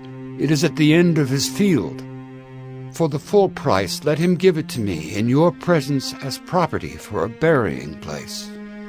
Now Ephron was sitting among the Hittites, and Ephron the Hittite answered Abraham in the hearing of the Hittites, of all who went in at the gate of his city. "No, my lord, hear me. I give you the field, and I give you the cave that is in it. In the sight of the sons of my people I give it to you. Bury your dead." Then Abraham bowed down before the people of the land, and he said to Ephron in the hearing of the people of the land, "But if you will, hear me. I give the price of the field. Accept it from me that I may bury my dead there." Ephron answered Abraham, "My lord, listen to me. A piece of land worth 400 shekels of silver. What is that between you and me? Bury your dead." Abraham listened to Ephron, and Abraham weighed out for Ephron the silver that he had named in the hearing of the Hittites, 400 shekels of silver, according to the weights current among the merchants. So the field of Ephron in Machpelah, which was to the east of Mamre, the field with the cave that was in it, and all the trees that were in the field, throughout its whole area, was made over to Abraham as a possession in the presence of the Hittites, before all who went in at the gate of his city. After this, Abraham buried Sarah his wife in the cave of the field of Machpelah east of Mamre, that is Hebron, in the land of Canaan. The field and the cave that is in it were made over to Abraham as property for a burying place by the Hittites. Genesis 24. Now Abraham was old, well advanced in years, and the Lord had blessed Abraham in all things. And Abraham said to his servant, the oldest of his household, who had charge of all that he had, "Put your hand under my thigh,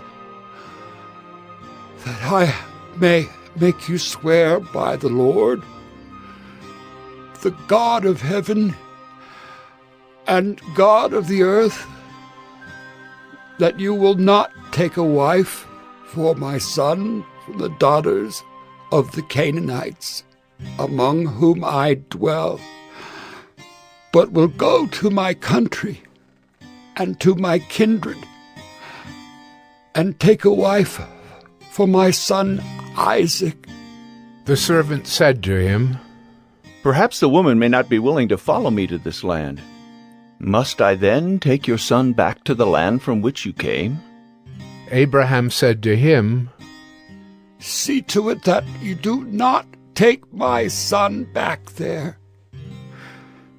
The Lord, the God of heaven, who took me from my father's house and from the land of my kindred, and who spoke to me and swore to me, to your offspring I will give this land. He will send his angel before you, and you shall take a wife for my son from there. But if the woman is not willing to follow you, then you will be free from this oath of mine. Only you must not take my son back there." So the servant put his hand under the thigh of Abraham his master, and swore to him concerning this matter. Then the servant took 10 of his master's camels and departed, taking all sorts of choice gifts from his master. And he arose and went to Mesopotamia, to the city of Nahor. And he made the camels kneel down outside the city by the well of water at the time of evening, the time when women go out to draw water. And he said, "O Lord God of my master Abraham, please grant me success today and show steadfast love to my master Abraham. Behold, I am standing by the spring of water, and the daughters of the men of the city are coming out to draw water. Let the young woman to whom I shall say, 'Please let down your jar that I may drink,' and who shall say, 'Drink, and I will water your camels,' let her be the one whom you have appointed for your servant Isaac. By this I shall know that you have shown steadfast love to my master." Before he had finished speaking, behold, Rebekah, who was born to Bethuel, the son of Milcah, the wife of Nahor, Abraham's brother, came out with her water jar on her shoulder. The young woman was very attractive in appearance, a maiden whom no man had known. She went down to the spring and filled her jar and came up. Then the servant ran to meet her and said, "Please give me a little water to drink from your jar." She said, "Drink, my lord." And she quickly let down her jar upon her hand and gave him a drink. When she had finished giving him a drink, she said, "I will draw water for your camels also until they have finished drinking." So she quickly emptied her jar into the trough, and ran again to the well to draw water, and she drew for all his camels. The man gazed at her in silence to learn whether the Lord had prospered his journey or not. When the camels had finished drinking, the man took a gold ring weighing a half shekel, and 2 bracelets for her arms weighing 10 gold shekels, and said, "Please tell me whose daughter you are. Is there room in your father's house for us to spend the night?" She said to him, I am the daughter of Bethuel, the son of Milcah, whom she bore to Nahor. She added, We have plenty of both straw and fodder, and room to spend the night. The man bowed his head and worshipped the Lord and said, Blessed be the Lord, the God of my master Abraham, who has not forsaken his steadfast love and his faithfulness toward my master. As for me, the Lord has led me in the way to the house of my master's kinsman. Then the young woman ran and told her mother's household about these things. Rebekah had a brother whose name was Laban. Laban ran out toward the man to the spring. As soon as he saw the ring and the bracelets on his sister's arms, and heard the words of Rebekah his sister, "Thus the man spoke to me," he went to the man. And behold, he was standing by the camels at the spring. He said, Come in, O blessed of the Lord. Why do you stand outside? For I have prepared the house and a place for the camels. So the man came to the house and unharnessed the camels, and gave straw and fodder to the camels, and there was water to wash his feet and the feet of the men who were with him. Then food was set before him to eat. But he said, I will not eat until I have said what I have to say. He said, Speak on. So he said, I am Abraham's servant. The Lord has greatly blessed my master, and he has become great. He's given him flocks and herds, silver and gold, male servants and female servants, camels and donkeys. And Sarah, my master's wife, bore a son to my master when she was old, and to him he has given all that he has. My master made me swear, saying, You shall not take a wife for my son from the daughters of the Canaanites in whose land I dwell, but you shall go to my father's house and to my clan and take a wife for my son. I said to my master, Perhaps the woman will not follow me. But he said to me, The Lord before whom I have walked will send his angel with you and prosper your way. You shall take a wife for my son from my clan and from my father's house. Then you will be free from my oath when you come to my clan. And if they will not give her to you, you will be free from my oath. I came today to the spring and said, O Lord, the God of my master Abraham, if now you are prospering the way that I go, behold, I'm standing by the spring of water. Let the virgin who comes out to draw water, to whom I shall say, Please give me a little water from your jar to drink, and who will say to me, Drink, and I will draw for your camels also. Let her be the woman whom the Lord has appointed for my master's son. Before I had finished speaking in my heart, behold, Rebekah came out with her water jar on her shoulder, and she went down to the spring and drew water. I said to her, Please let me drink. She quickly let down her jar from her shoulder and said, Drink, and I will give your camels drink also. So I drank, and she gave the camels drink also. Then I asked her, Whose daughter are you? She said, The daughter of Bethuel, Nahor's son, whom Milcah bore to him. So I put the ring on her nose and the bracelets on her arms. Then I bowed my head and worshipped the Lord and blessed the Lord, the God of my master Abraham, who had led me by the right way to take the daughter of my master's kinsman for his son. Now then, if you're going to show steadfast love and faithfulness to my master, tell me, and if not, tell me, that I may turn to the right hand or to the left. Then Laban and Bethuel answered and said, The thing has come from the Lord. We cannot speak to you bad or good. Behold, Rebekah is before you. Take her and go, and let her be the wife of your master's son, as the Lord has spoken. When Abraham's servant heard their words, he bowed himself to the earth before the Lord. And the servant brought out jewelry of silver and of gold, and garments, and gave them to Rebekah. He also gave to her brother and to her mother costly ornaments. And he and the men who were with him ate and drank, and they spent the night there. When they arose in the morning, he said, Send me away to my master. Her brother and her mother said, Let the young woman remain with us a while, at least 10 days. After that, she may go. But he said to them, Do not delay me, since the Lord has prospered my way.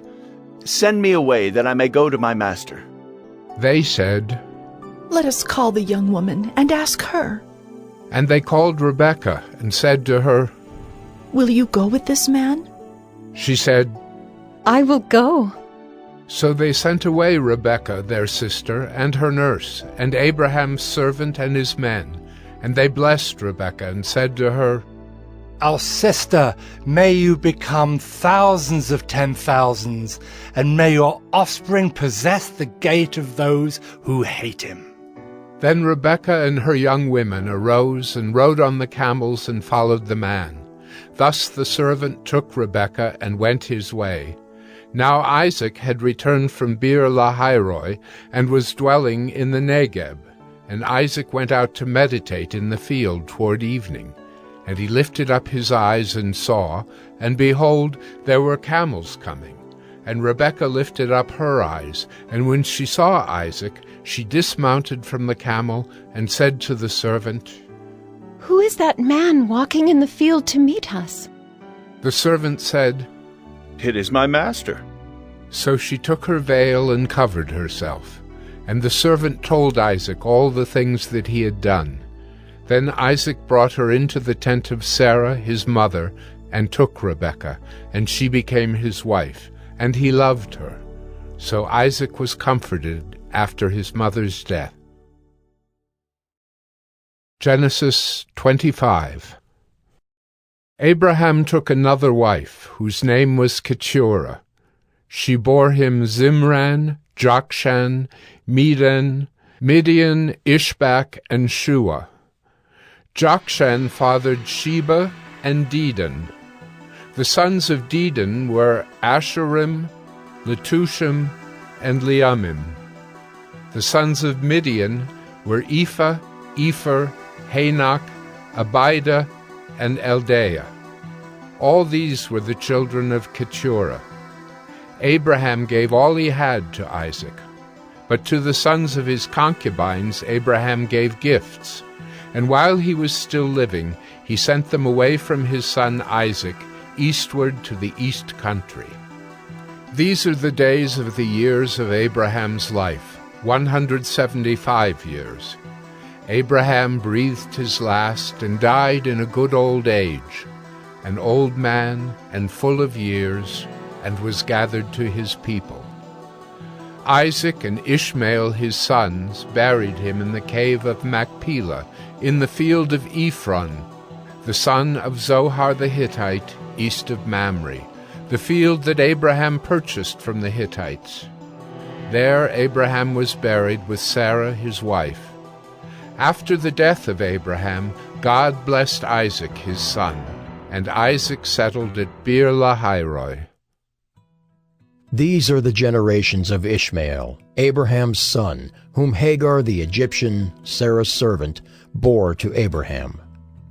These are the names of the sons of Ishmael, named in the order of their birth: Nebaioth, the firstborn of Ishmael, and Kedar, Adbeel, Mibsam, Mishma, Duma, Massa, Hadad, Tema, Jeter, Naphish, and Kedemah.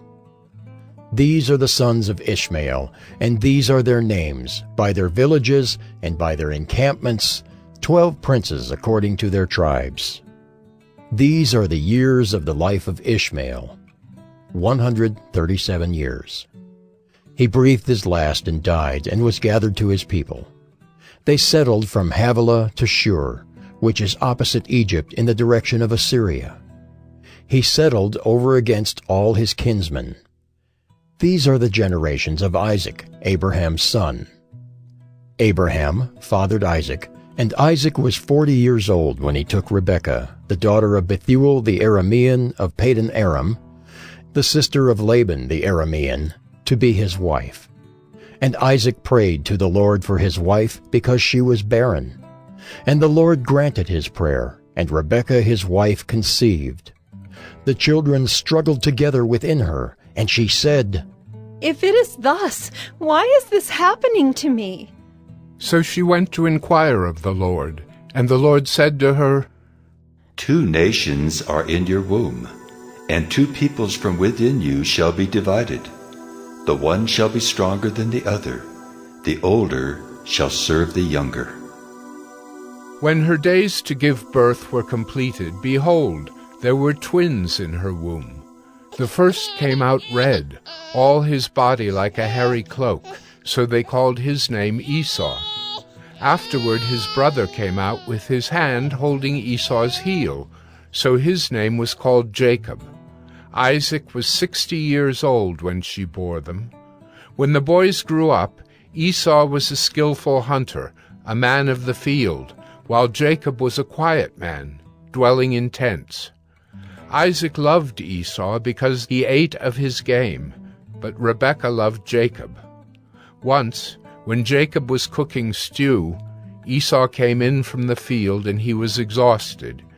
And Esau said to Jacob, Let me eat some of that red stew, for I am exhausted.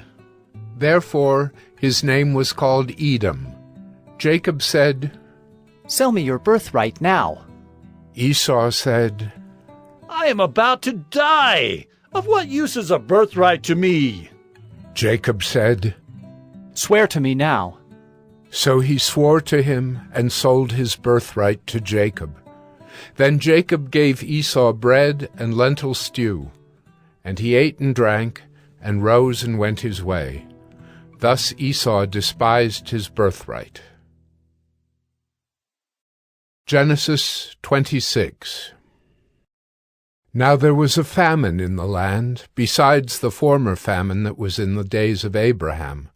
And Isaac went to Gerar, to Abimelech, king of the Philistines. And the Lord appeared to him and said, Do not go down to Egypt. Dwell in the land of which I shall tell you. Sojourn in this land, and I will be with you and will bless you.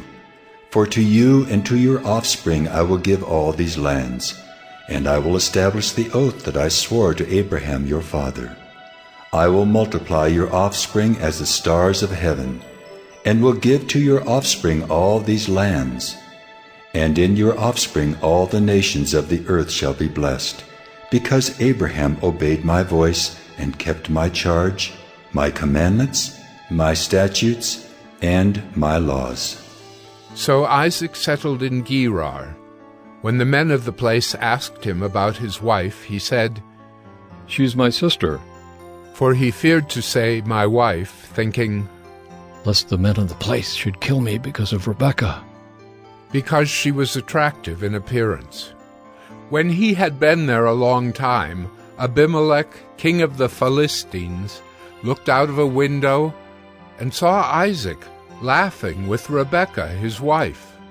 So Abimelech called Isaac and said, Behold, she is your wife. How then could you say, She is my sister?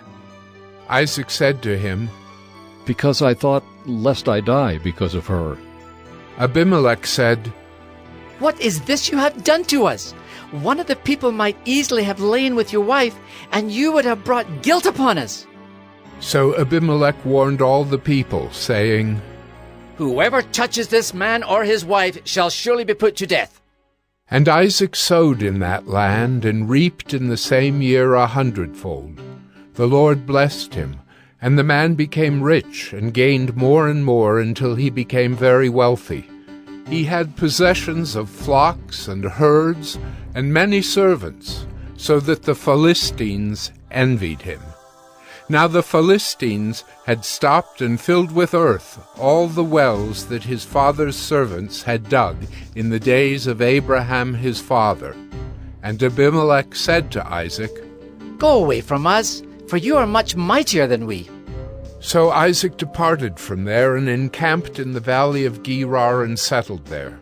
And Isaac dug again the wells of water that had been dug in the days of Abraham his father, which the Philistines had stopped after the death of Abraham. And he gave them the names that his father had given them.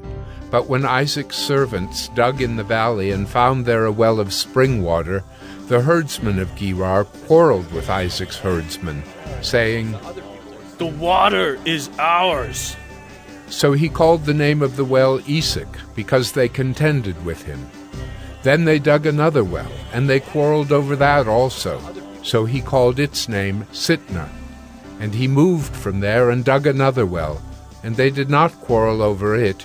So he called its name Rehoboth, saying, For now the Lord has made room for us, and we shall be fruitful in the land. From there he went up to Beersheba, and the Lord appeared to him the same night and said, I am the God of Abraham your father. Fear not, for I am with you and will bless you, and multiply your offspring for my servant Abraham's sake.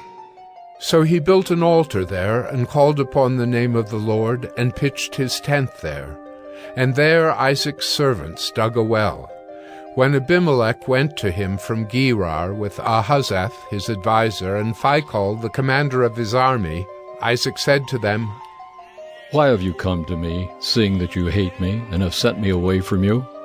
They said, We see plainly that the Lord has been with you.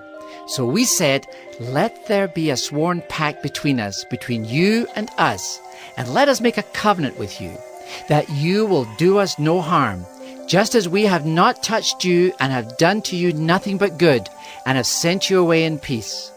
You are now the blessed of the Lord. So he made them a feast, and they ate and drank. In the morning they rose early and exchanged oaths. And Isaac sent them on their way, and they departed from him in peace. That same day Isaac's servants came and told him about the well that they had dug, and said to him, We have found water. He called it Shibah. Therefore the name of the city is Beersheba to this day. When Esau was 40 years old, he took Judith, the daughter of Beeri the Hittite, to be his wife, and Basemath, the daughter of Elon the Hittite, and they made life bitter for Isaac and Rebekah. Genesis 27. When Isaac was old and his eyes were dim so that he could not see, he called Esau, his older son, and said to him, My son. And he answered, Here I am. He said, Behold, I am old. I do not know the day of my death. Now then, take your weapons, your quiver, and your bow, and go out to the field and hunt game for me, and prepare for me delicious food, such as I love, and bring it to me so that I may eat, that my soul may bless you before I die. Now Rebekah was listening when Isaac spoke to his son Esau. So when Esau went to the field to hunt for game and bring it, Rebekah said to her son Jacob, I heard your father speak to your brother Esau. Bring me game and prepare for me delicious food, that I may eat it and bless you before the Lord before I die. Now therefore, my son, obey my voice as I command you. Go to the flock and bring me 2 good young goats, so that I may prepare from them delicious food for your father, such as he loves. And you shall bring it to your father to eat, so that he may bless you before he dies. But Jacob said to Rebekah his mother, Behold, my brother Esau is a hairy man, and I am a smooth man. Perhaps my father will feel me, and I shall seem to be mocking him, and bring a curse upon myself, and not a blessing. His mother said to him, Let your curse be on me, my son. Only obey my voice, and go, bring them to me. So he went and took them and brought them to his mother, and his mother prepared delicious food, such as his father loved. Then Rebekah took the best garments of Esau, her older son, which were with her in the house, and put them on Jacob, her younger son. And the skins of the young goats she put on his hands, and on the smooth part of his neck. And she put the delicious food and the bread which she had prepared into the hand of her son Jacob. So he went in to his father and said, My father? And he said, Here I am. Who are you, my son? Jacob said to his father, I am Esau, your firstborn. I have done as you told me. Now sit up and eat of my game, that your soul may bless me. But Isaac said to his son, How is it that you have found it so quickly, my son? He answered, Because the Lord your God granted me success. Then Isaac said to Jacob, Please come near, that I may feel you, my son, to know whether you are really my son, Esau, or not.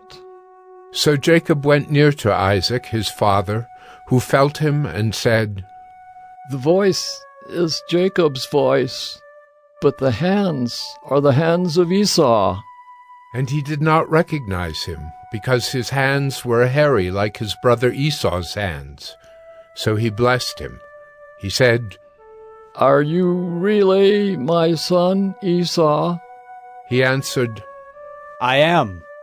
Then he said, Bring it near to me, that I may eat of my son's game and bless you. So he brought it near to him, and he ate. And he brought him wine, and he drank. Then his father Isaac said to him, Come near and kiss me, my son. So he came near and kissed him. And Isaac smelled the smell of his garments, and blessed him, and said, See, the smell of my son is as the smell of a field that the Lord has blessed. May God give you of the dew of heaven and of the fatness of the earth, and plenty of grain and wine. Let peoples serve you, and nations bow down to you. Be Lord over your brothers, and may your mother's sons bow down to you. Cursed be every one who curses you, and blessed be every one who blesses you. As soon as Isaac had finished blessing Jacob, when Jacob had scarcely gone out from the presence of Isaac his father, Esau his brother came in from his hunting. He also prepared delicious food, and brought it to his father. And he said to his father, Let my father arise and eat of his son's game, that you may bless me. His father Isaac said to him, Who are you? He answered, I am your son, your firstborn, Esau. Then Isaac trembled very violently, and said, Who was it then that hunted game and brought it to me?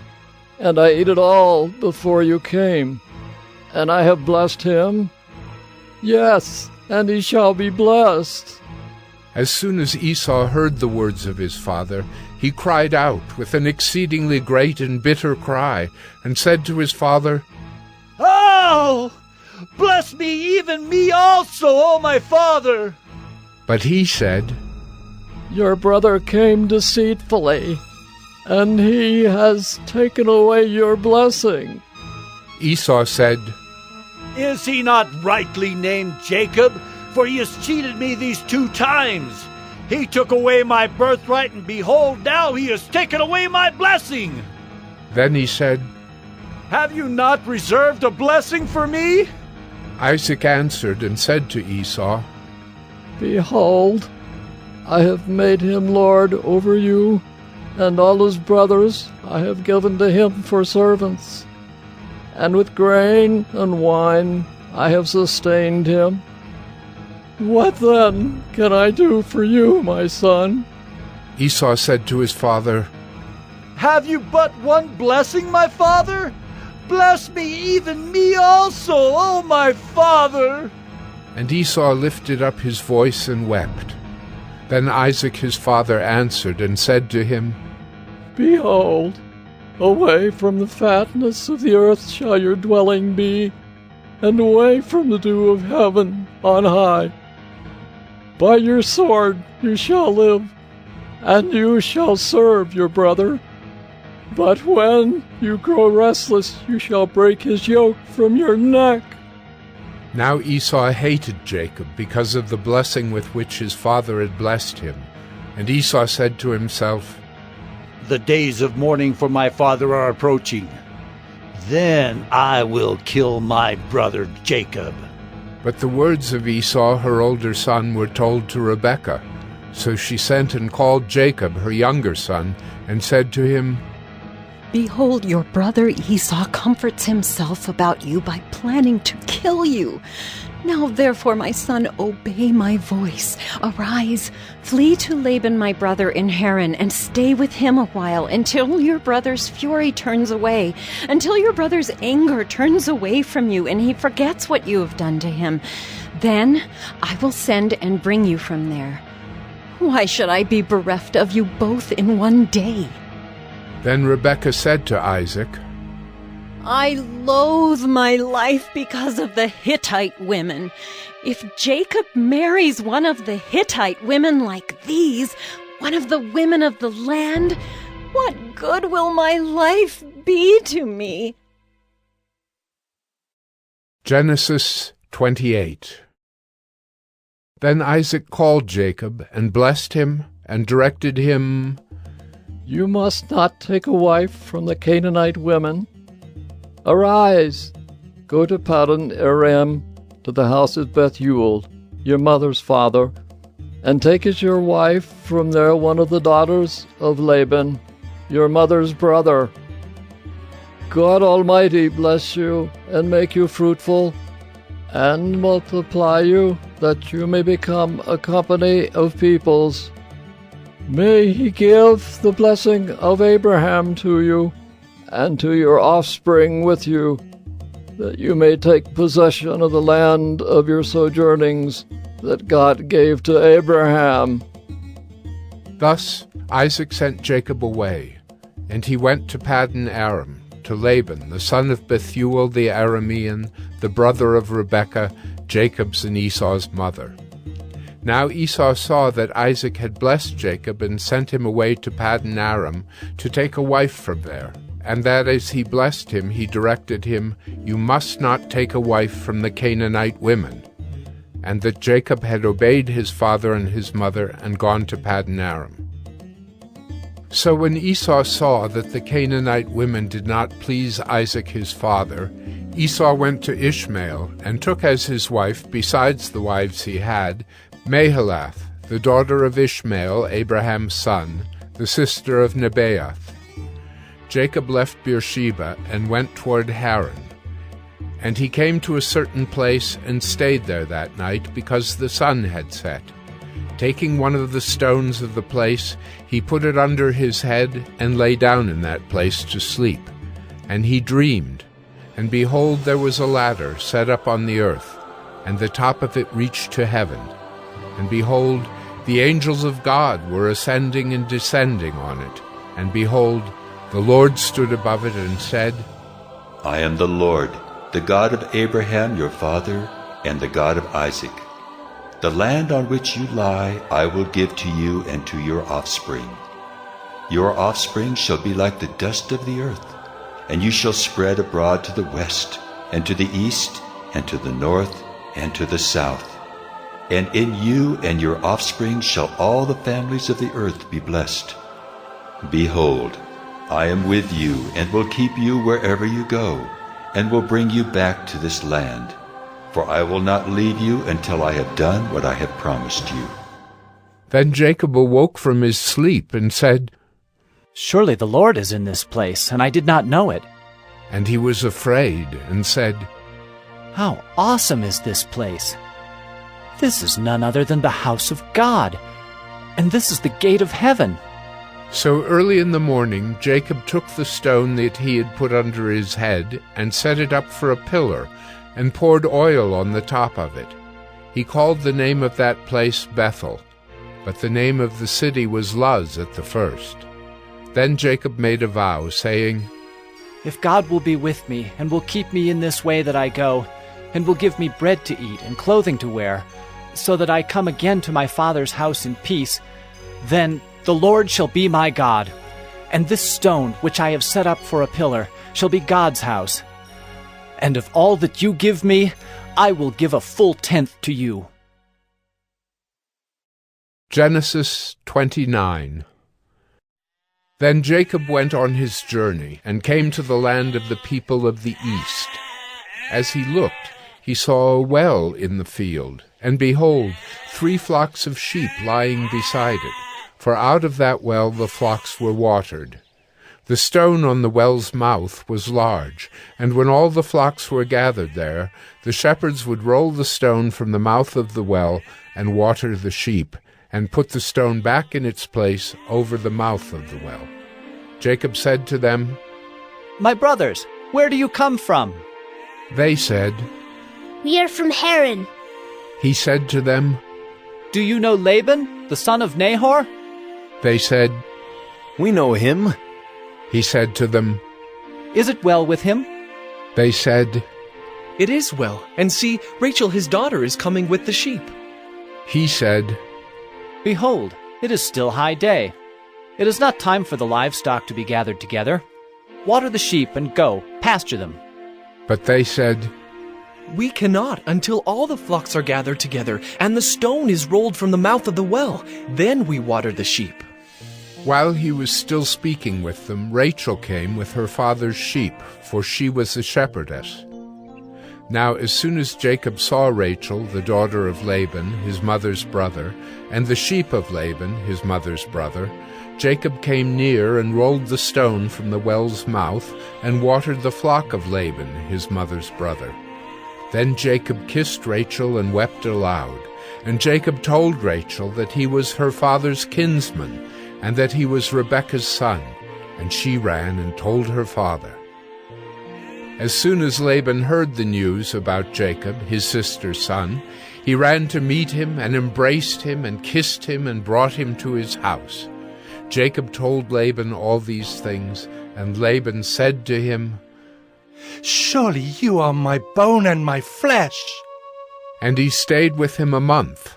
Then Laban said to Jacob, "Because you are my kinsman, should you therefore serve me for nothing? Tell me, what shall your wages be?" Now Laban had 2 daughters. The name of the older was Leah, and the name of the younger was Rachel. Leah's eyes were weak, but Rachel was beautiful in form and appearance. Jacob loved Rachel, and he said, "I will serve you 7 years for your younger daughter Rachel." Laban said, "It is better that I give her to you than that I should give her to any other man. Stay with me."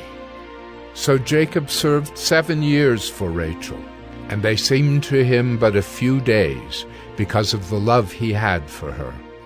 Then Jacob said to Laban, "Give me my wife, that I may go in to her, for my time is completed."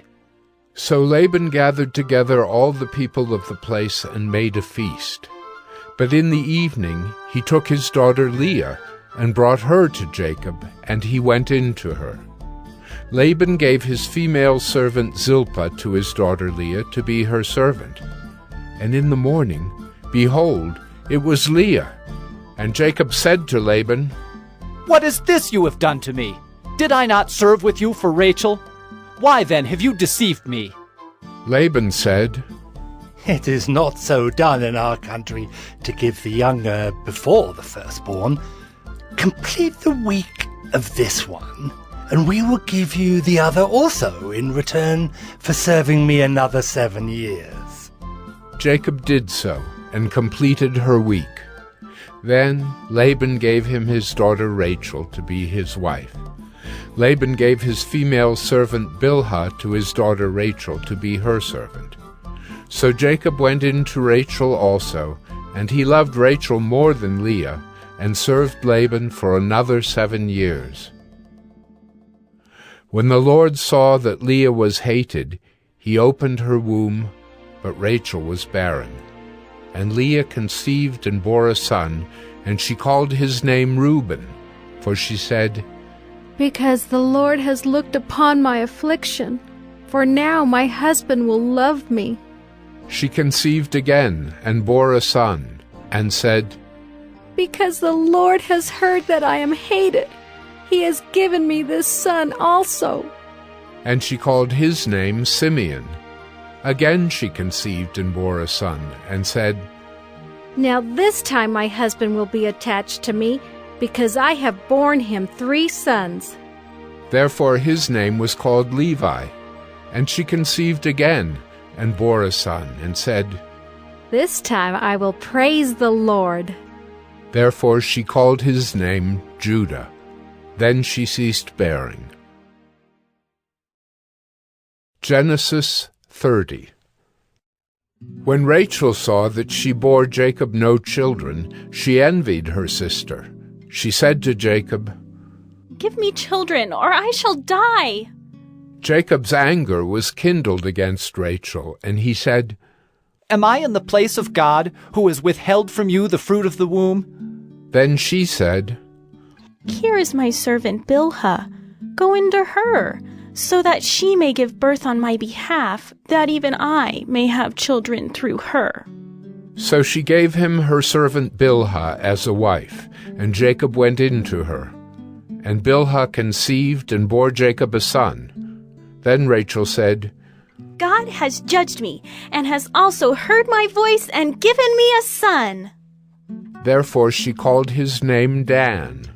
Rachel's servant Bilhah conceived again, and bore Jacob a second son. Then Rachel said, With mighty wrestlings I have wrestled with my sister, and have prevailed. So she called his name Naphtali. When Leah saw that she had ceased bearing children, she took her servant Zilpah, and gave her to Jacob as a wife. Then Leah's servant Zilpah bore Jacob a son, and Leah said, Good fortune has come. So she called his name Gad. Leah's servant Zilpah bore Jacob a second son, and Leah said, Happy am I, for women have called me happy. So she called his name Asher. In the days of wheat harvest, Reuben went and found mandrakes in the field, and brought them to his mother Leah. Then Rachel said to Leah, Please, give me some of your son's mandrakes. But she said to her, Is it a small matter that you have taken away my husband? Would you take away my son's mandrakes also? Rachel said, Then he may lie with you tonight in exchange for your son's mandrakes. When Jacob came from the field in the evening, Leah went out to meet him and said, You must come in to me, for I have hired you with my son's mandrakes. So he lay with her that night, and God listened to Leah, and she conceived and bore Jacob a fifth son. Leah said, God has given me my wages, because I gave my servant to my husband. So she called his name Issachar. And Leah conceived again, and she bore Jacob a sixth son. Then Leah said, God has endowed me with a good endowment. Now my husband will honor me, because I have borne him 6 sons. So she called his name Zebulun. Afterward she bore a daughter, and called her name Dinah. Then God remembered Rachel, and God listened to her and opened her womb. She conceived and bore a son, and said, God has taken away my reproach. And she called his name Joseph, saying, May the Lord add to me another son. As soon as Rachel had borne Joseph, Jacob said to Laban, Send me away, that I may go to my own home and country. Give me my wives and my children, for whom I have served you, that I may go, for you know the service that I have given you. But Laban said to him, If I have found favor in your sight, I have learned by divination that the Lord has blessed me because of you. Name your wages, and I will give it. Jacob said to him, You yourself know how I have served you, and how your livestock has fared with me. For you had little before I came, and it has increased abundantly, and the Lord has blessed you wherever I turned. But now, when shall I provide for my own household also? He said, What shall I give you? Jacob said, You shall not give me anything. If you will do this for me, I will again pasture your flock and keep it. Let me pass through all your flock today, removing from it every speckled and spotted sheep, and every black lamb, and the spotted and speckled among the goats, and they shall be my wages. So my honesty will answer for me later, when you come to look into my wages with you. every one that is not speckled and spotted among the goats, and black among the lambs, if found with me, shall be counted stolen." Laban said, "Good, let it be as you have said." But that day Laban removed the male goats that were striped and spotted, and all the female goats that were speckled and spotted, every one that had white on it, and every lamb that was black, and put them in the charge of his sons. And he set a distance of 3 days' journey between himself and Jacob, and Jacob pastured the rest of Laban's flock. Then Jacob took fresh sticks of poplar and almond and plane trees, and peeled white streaks in them, exposing the white of the sticks. He set the sticks that he had peeled in front of the flocks in the troughs, that is, the watering places where the flocks came to drink. And since they bred when they came to drink, the flocks bred in front of the sticks, and so the flocks brought forth striped, speckled, and spotted. And Jacob separated the lambs, and set the faces of the flocks toward the striped and all the black in the flock of Laban. He put his own droves apart, and did not put them with Laban's flock. Whenever the stronger of the flock were breeding, Jacob would lay the sticks in the troughs before the eyes of the flock, that they might breed among the sticks. But for the feebler of the flock he would not lay them there. So the feebler would be Laban's, and the stronger Jacob's. Thus the man increased greatly, and had large flocks, female servants and male servants, and camels and donkeys. Genesis 31. Now Jacob heard that the sons of Laban were saying, "Jacob has taken all that was our father's, and from what was our father's he has gained all this wealth." And Jacob saw that Laban did not regard him with favor as before.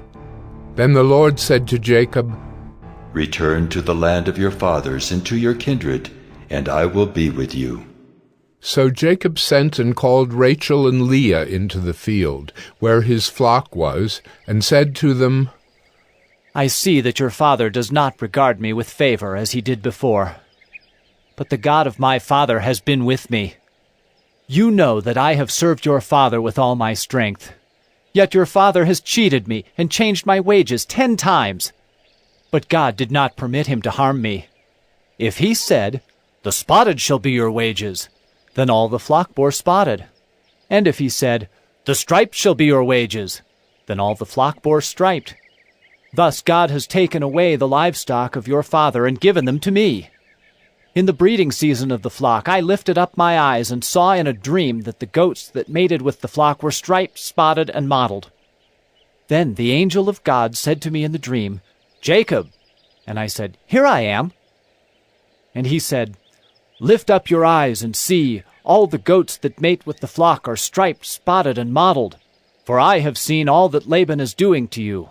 I am the God of Bethel, where you anointed a pillar and made a vow to me. Now arise, go out from this land, and return to the land of your kindred.' Then Rachel and Leah answered and said to him, 'Is there any portion or inheritance left to us in our father's house? Are we not regarded by him as foreigners? For he has sold us, and he has indeed devoured our money.' All the wealth that God has taken away from our father belongs to us and to our children. Now then, whatever God has said to you, do." So Jacob arose and set his sons and his wives on camels. He drove away all his livestock, all his property that he had gained, the livestock in his possession that he had acquired in Paddan Aram, to go to the land of Canaan to his father Isaac. Laban had gone to shear his sheep, and Rachel stole her father's household gods. And Jacob tricked Laban the Aramean by not telling him that he intended to flee. He fled with all that he had, and arose and crossed the Euphrates, and set his face toward the hill country of Gilead. When it was told Laban on the 3rd day that Jacob had fled, he took his kinsman with him and pursued him for 7 days, and followed close after him into the hill country of Gilead. But God came to Laban the Aramean in a dream by night, and said to him, Be careful not to say anything to Jacob, either good or bad. And Laban overtook Jacob. Now Jacob had pitched his tent in the hill country, and Laban with his kinsmen pitched tents in the hill country of Gilead. And Laban said to Jacob, What have you done, that you have tricked me and driven away my daughters like captives of the sword? Why did you flee secretly and trick me, and did not tell me, so that I might have sent you away with mirth and songs, with tambourine and lyre? And why did you not permit me to kiss my sons and my daughters farewell? Now you have done foolishly. It is in my power to do you harm, but the God of your father spoke to me last night, saying, Be careful not to say anything to Jacob, either good or bad. And now you have gone away because you long greatly for your father's house. But why did you steal my gods? Jacob answered and said to Laban, Because I was afraid, for I thought that you would take your daughters from me by force. Anyone with whom you find your gods shall not live. In the presence of our kinsmen, point out what I have that is yours, and take it. Now Jacob did not know that Rachel had stolen them. So Laban went into Jacob's tent, and into Leah's tent, and into the tent of the 2 female servants, but he did not find them. And he went out of Leah's tent and entered Rachel's. Now Rachel had taken the household gods, and put them in the camel's saddle, and sat on them. Laban felt all about the tent, but did not find them. And she said to her father, Let not my lord be angry that I cannot rise before you, for the way of women is upon me. So he searched, but did not find the household gods. Then Jacob became angry and berated Laban. Jacob said to Laban, What is my offense? What is my sin that you have hotly pursued me? For you have felt through all my goods. What have you found of all your household goods? Set it here before my kinsmen and your kinsmen, that they may decide between us two. These 20 years I have been with you. Your ewes and your female goats have not miscarried, and I have not eaten the rams of your flocks. What was torn by wild beasts I did not bring to you. I bore the loss of it, myself. From my hand you required it, whether stolen by day or stolen by night.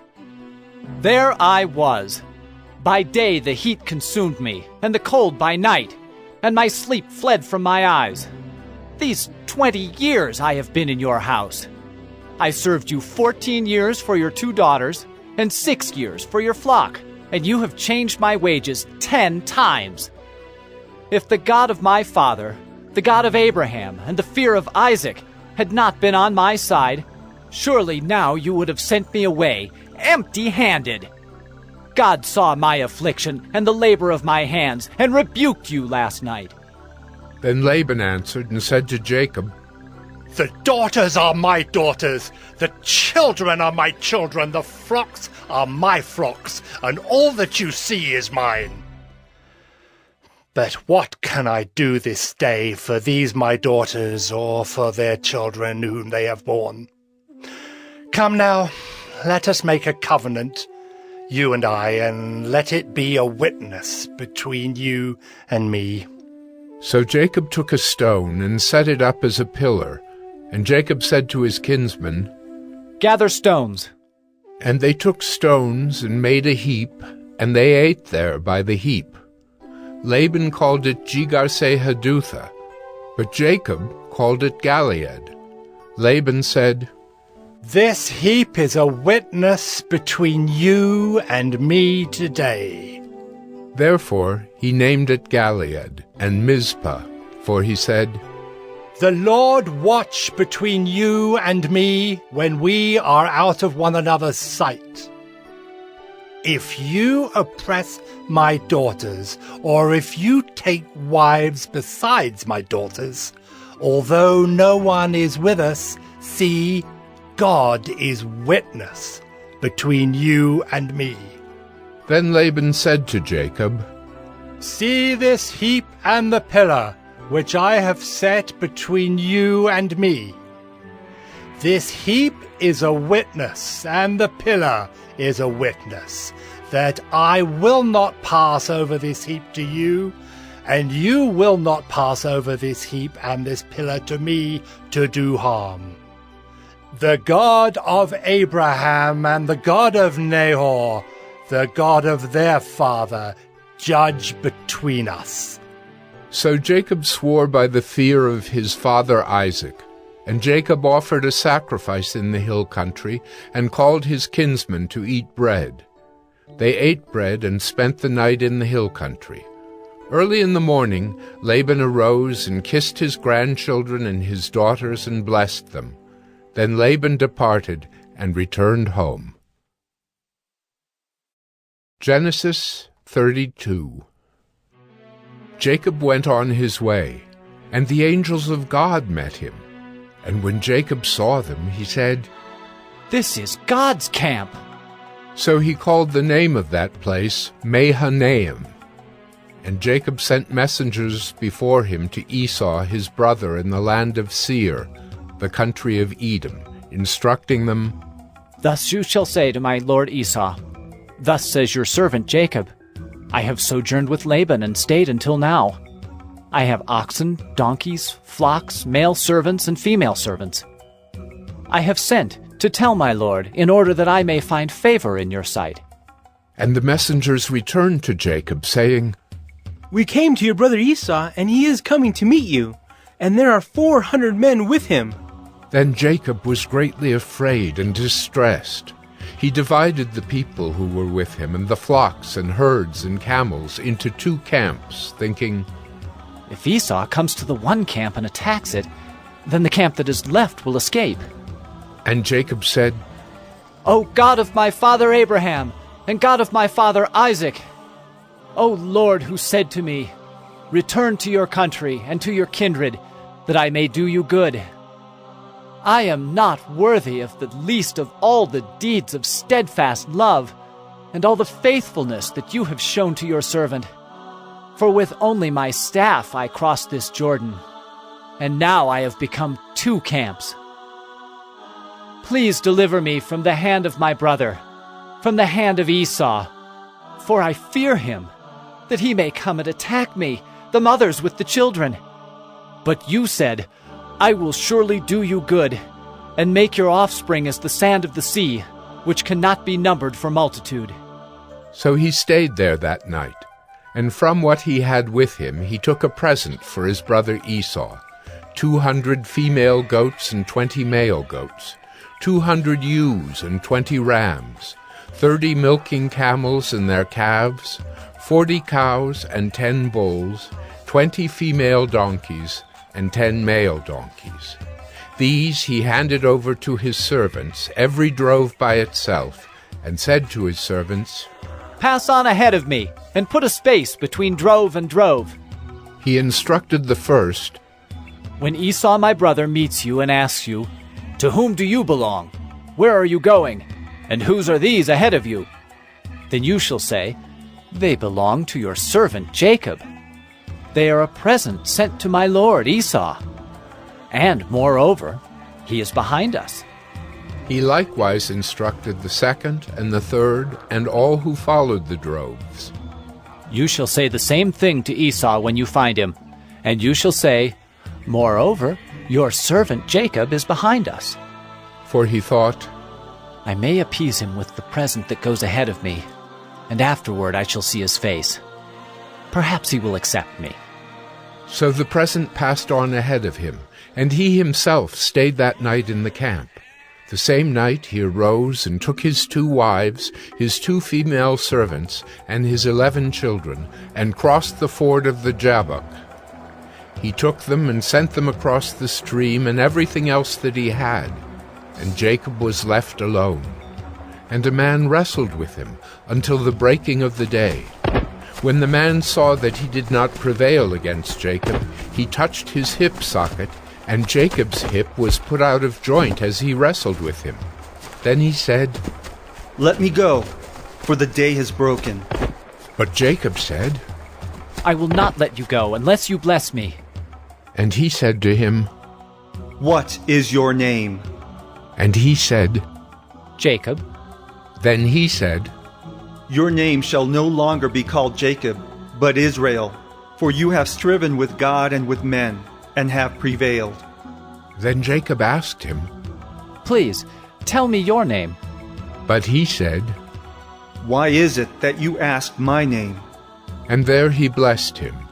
So Jacob called the name of the place Penuel, saying, "For I have seen God face to face, and yet my life has been delivered." The sun rose upon him as he passed Penuel, limping because of his hip.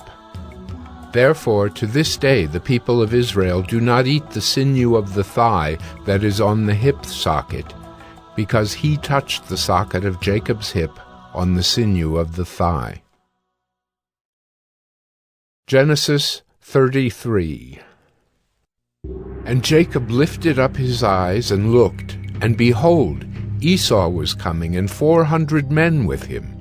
So he divided the children among Leah and Rachel and the 2 female servants. And he put the servants with their children in front, then Leah with her children, and Rachel and Joseph last of all. He himself went on before them, bowing himself to the ground 7 times, until he came near to his brother. But Esau ran to meet him, and embraced him, and fell on his neck, and kissed him, and they wept.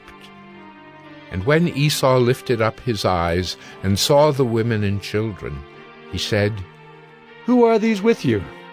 Jacob said, "The children whom God has graciously given your servant." Then the servants drew near, they and their children, and bowed down. Leah likewise and her children drew near and bowed down. And last, Joseph and Rachel drew near, and they bowed down. Esau said, "What do you mean by all this company that I met?" Jacob answered, "To find favor in the sight of my Lord." But Esau said, "I have enough, my brother. Keep what you have for yourself." Jacob said, "No, please. If I have found favor in your sight, then accept my present from my hand. For I have seen your face, which is like seeing the face of God, and you have accepted me. Please accept my blessing that is brought to you, because God has dealt graciously with me, and because I have enough." Thus he urged him, and he took it. And then Esau said, "Let us journey on our way, and I will go ahead of you."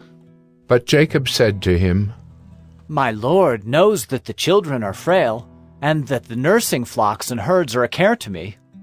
If they are driven hard for 1 day, all the flocks will die.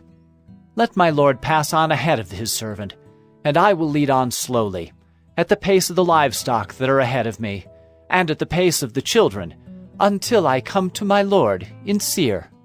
So Esau said, "Let me leave with you some of the people who are with me."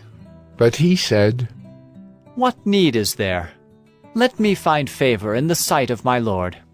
So Esau returned that day on his way to Seir. But Jacob journeyed to Succoth, and built himself a house, and made booths for his livestock. Therefore the name of the place is called Succoth. And Jacob came safely to the city of Shechem, which is in the land of Canaan, on his way from Paddan Aram, and he camped before the city. And from the sons of Hamor, Shechem's father, he bought for 100 pieces of money the piece of land on which he had pitched his tent. There he erected an altar, and called it El Elohe Israel.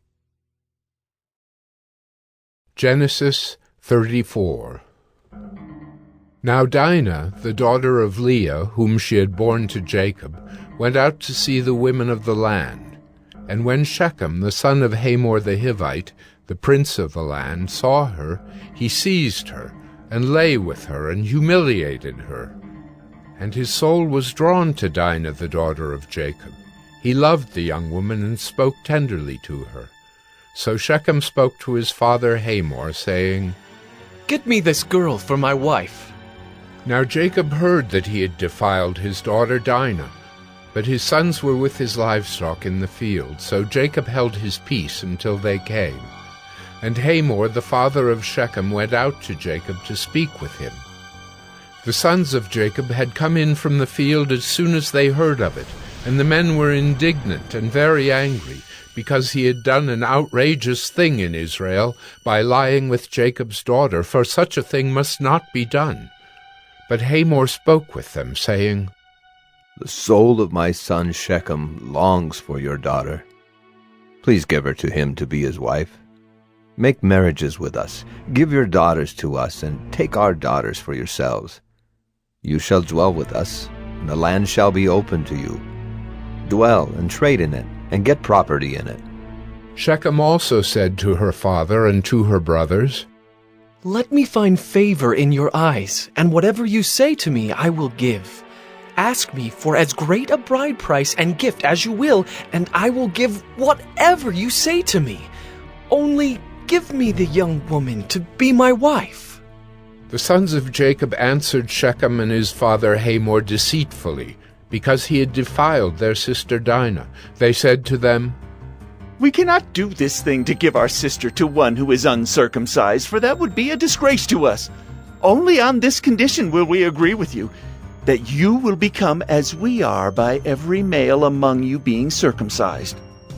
Then we will give our daughters to you, and we will take your daughters to ourselves, and we will dwell with you and become one people.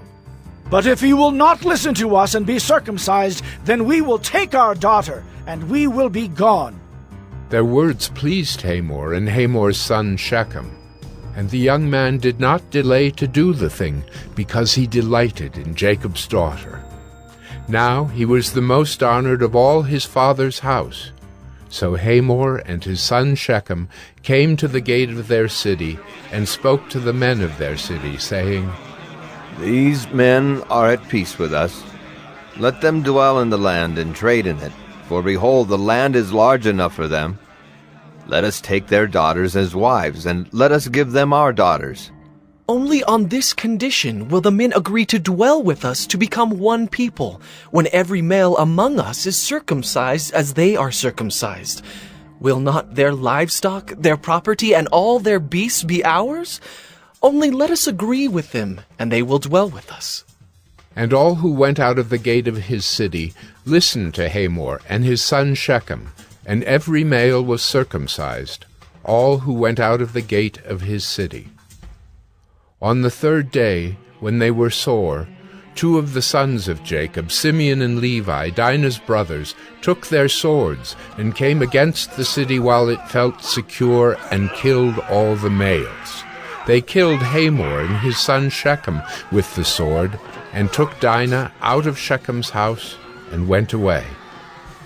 The sons of Jacob came upon the slain, and plundered the city, because they had defiled their sister. They took their flocks and their herds, their donkeys, and whatever was in the city and in the field, all their wealth, all their little ones and their wives, all that was in the houses, they captured and plundered. Then Jacob said to Simeon and Levi, You have brought trouble on me by making me stink to the inhabitants of the land, the Canaanites and the Perizzites. My numbers are few, and if they gather themselves against me and attack me, I shall be destroyed, both I and my household. But they said, Should he treat our sister like a prostitute? Genesis 35. God said to Jacob, Arise, go up to Bethel and dwell there. Make an altar there to the God who appeared to you when you fled from your brother Esau. So Jacob said to his household, and to all who were with him, Put away the foreign gods that are among you, and purify yourselves, and change your garments. Then let us arise and go up to Bethel, so that I may make there an altar to the God who answers me in the day of my distress, and has been with me wherever I have gone. So they gave to Jacob all the foreign gods that they had, and the rings that were in their ears. Jacob hid them under the terebinth tree that was near Shechem.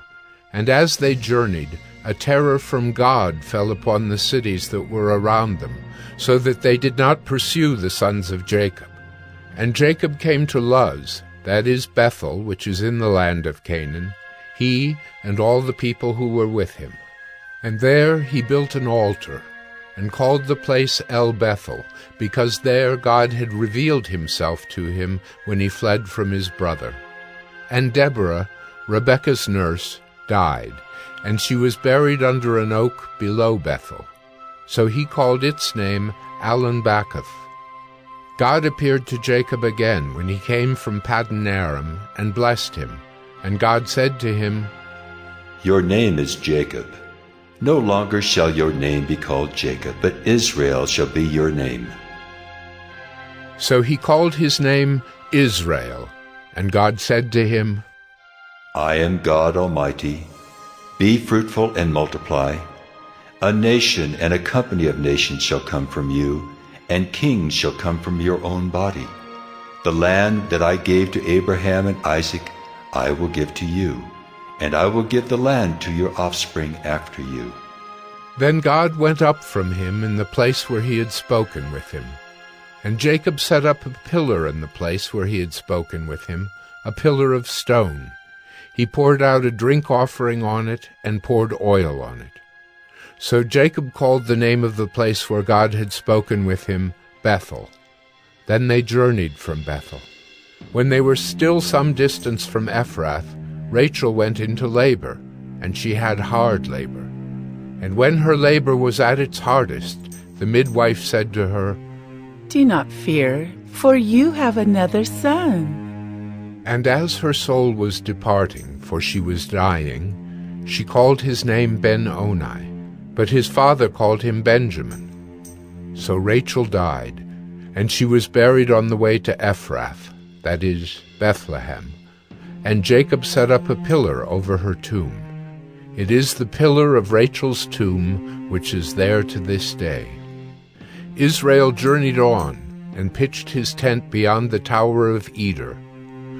While Israel lived in that land, Reuben went and lay with Bilhah, his father's concubine. And Israel heard of it. Now the sons of Jacob were 12, the sons of Leah, Reuben, Jacob's firstborn, Simeon, Levi, Judah, Issachar, and Zebulun. The sons of Rachel, Joseph and Benjamin. The sons of Bilhah, Rachel's servant, Dan and Naphtali. The sons of Zilpah, Leah's servant, Gad and Asher. These were the sons of Jacob who were born to him in Paddan Aram.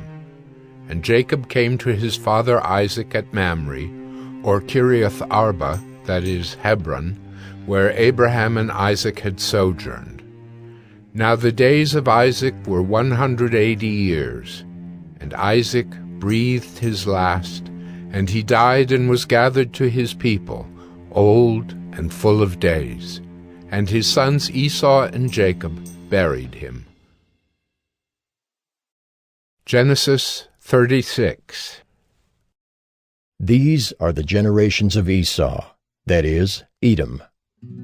Esau took his wives from the Canaanites, Adah, the daughter of Elon the Hittite, Aholibamah, the daughter of Anah, the daughter of Zibeon the Hivite, and Basemath, Ishmael's daughter, the sister of Nebaioth. And Adah bore to Esau Eliphaz. Basemath bore Reuel. And Aholibamah bore Jeush, Jalem, and Korah. These are the sons of Esau who were born to him in the land of Canaan. Then Esau took his wives, his sons, his daughters, and all the members of his household, his livestock, all his beasts, and all his property that he had acquired in the land of Canaan. He went into a land away from his brother Jacob, for their possessions were too great for them to dwell together. The land of their sojournings could not support them because of their livestock. So Esau settled in the hill country of Seir. Esau is Edom. These are the generations of Esau, the father of the Edomites in the hill country of Seir. These are the names of Esau's sons: Eliphaz the son of Ada, the wife of Esau. Reuel the son of Basemath, the wife of Esau. The sons of Eliphaz were Teman, Omar, Zepho, Gatam, and Kenaz. Timnah was a concubine of Eliphaz, Esau's son. She bore Amalek to Eliphaz. These are the sons of Ada, Esau's wife. These are the sons of Reuel, Nahath, Zerah, Shammah, and Mizah. These are the sons of Basemath, Esau's wife. These are the sons of Aholibamah, the daughter of Anah, the daughter of Zibeon, Esau's wife. She bore to Esau Jeush, Jalem, and Korah. These are the chiefs of the sons of Esau. The sons of Eliphaz, the firstborn of Esau, the chiefs Teman, Omar, Zepho, Kenaz, Korah, Gatam, and Amalek. These are the chiefs of Eliphaz in the land of Edom. These are the sons of Ada. These are the sons of Reuel, Esau's son, the chiefs Nahath, Zerah, Shammah, and Mizah. These are the chiefs of Reuel in the land of Edom. These are the sons of Basemath, Esau's wife. These are the sons of Aholibamah, Esau's wife, the chiefs Jeush, Jalem, and Korah. These are the chiefs born of Aholibamah, the daughter of Anah, Esau's wife. These are the sons of Esau, that is, Edom, and these are their chiefs. These are the sons of Seir the Horite, the inhabitants of the land: Lotan, Shobal, Zibeon, Anah, Dishon, Ezer, and Dishan. These are the chiefs of the Horites, the sons of Seir in the land of Edom. The sons of Lotan were Hori and Hemam. And Lotan's sister was Timnah. These are the sons of Shobal: Alvan, Manahath, Ebal, Shepho, and Onam. These are the sons of Zibeon, Aya, and Anah. He is the Anah who found the hot springs in the wilderness as he pastured the donkeys of Zibeon, his father. These are the children of Anah, Dishon and Aholibamah, the daughter of Anah. These are the sons of Dishon: Hemdan, Eshban, Ithran, and Kiran. These are the sons of Ezer: Bilhan, Zaavan, and Achan.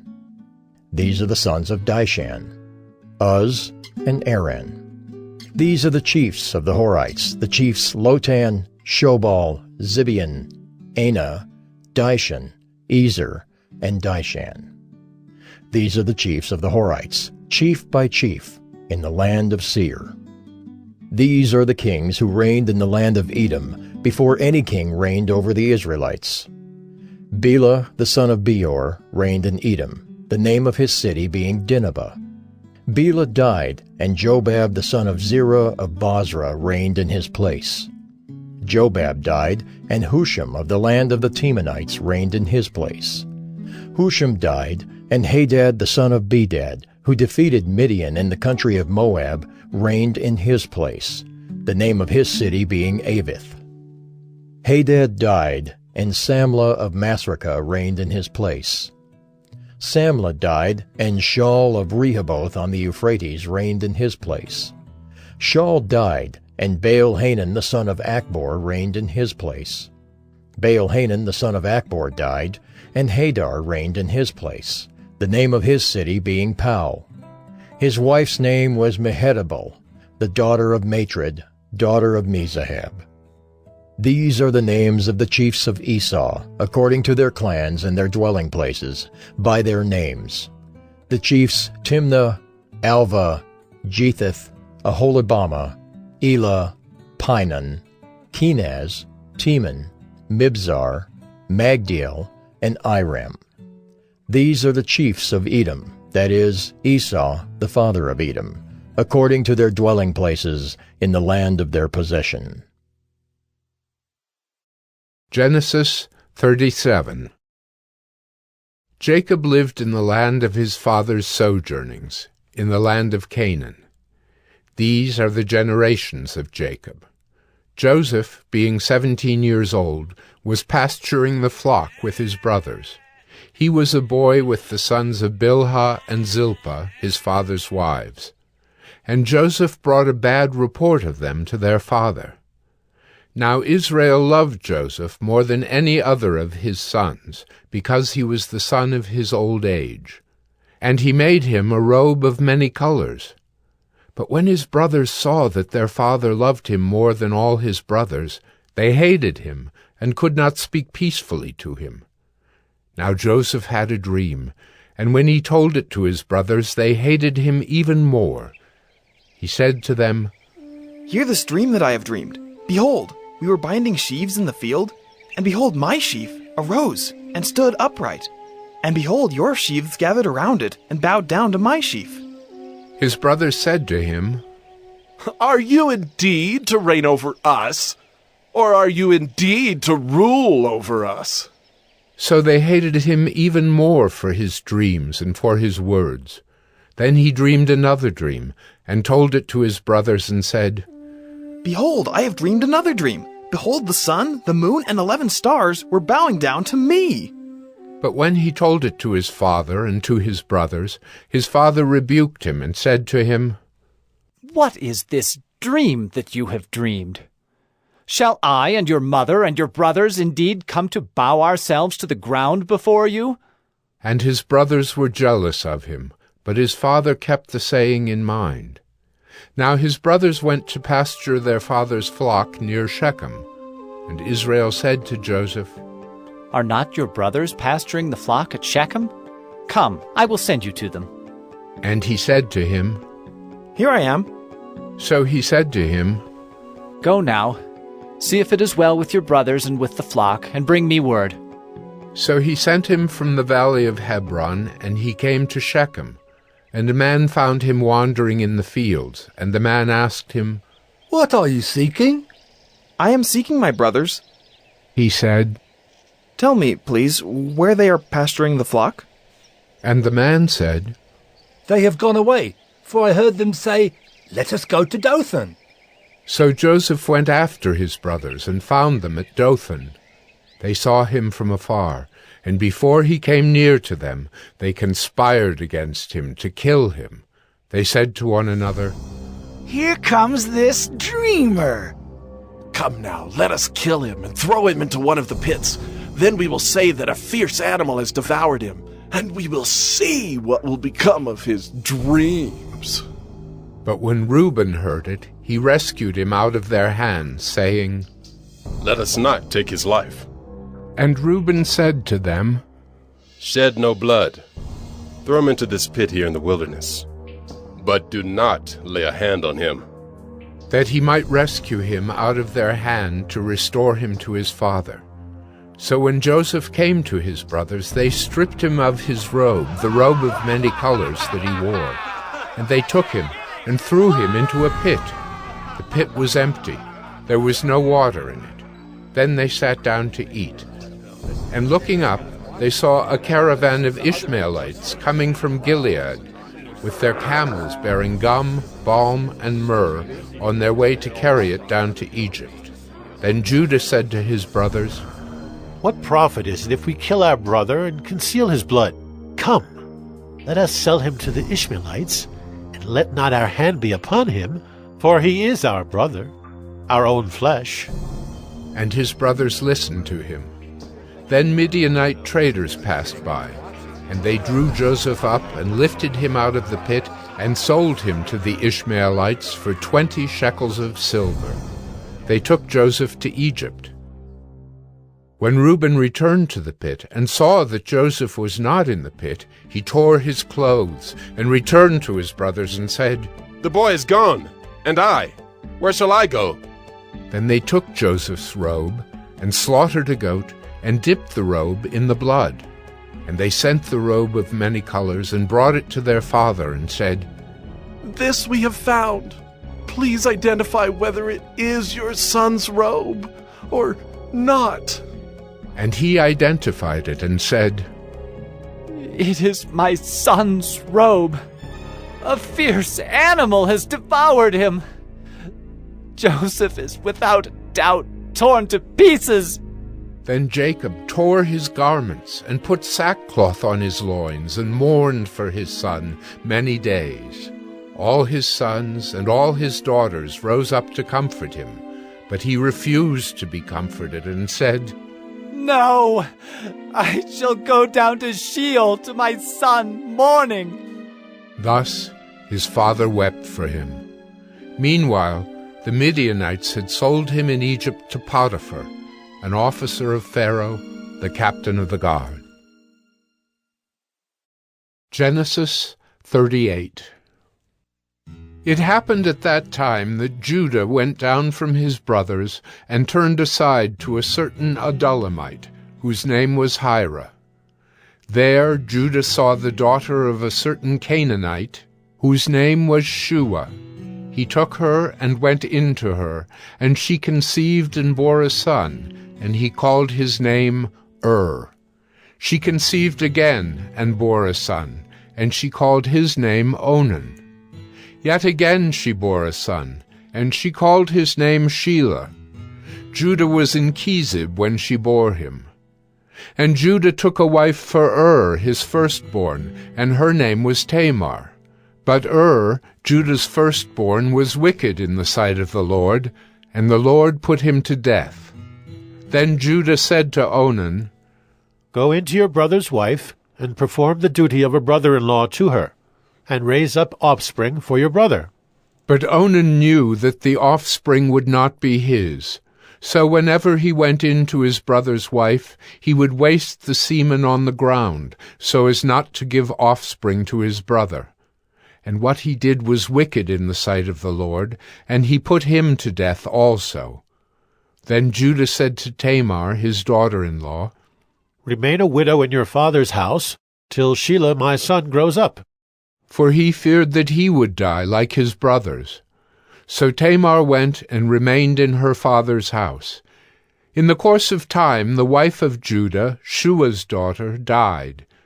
When Judah was comforted, he went up to Timnah to his sheep-shearers, he and his friend Hira the Adullamite. And when Tamar was told, Your father-in-law is going up to Timnah to shear his sheep, she took off her widow's garments and covered herself with a veil, wrapping herself up, and sat at the entrance to Enaim, which is on the road to Timnah. For she saw that Shelah was grown up, and she had not been given to him in marriage. When Judah saw her, he thought she was a prostitute, for she had covered her face. He turned to her at the roadside and said, Come, let me come in to you.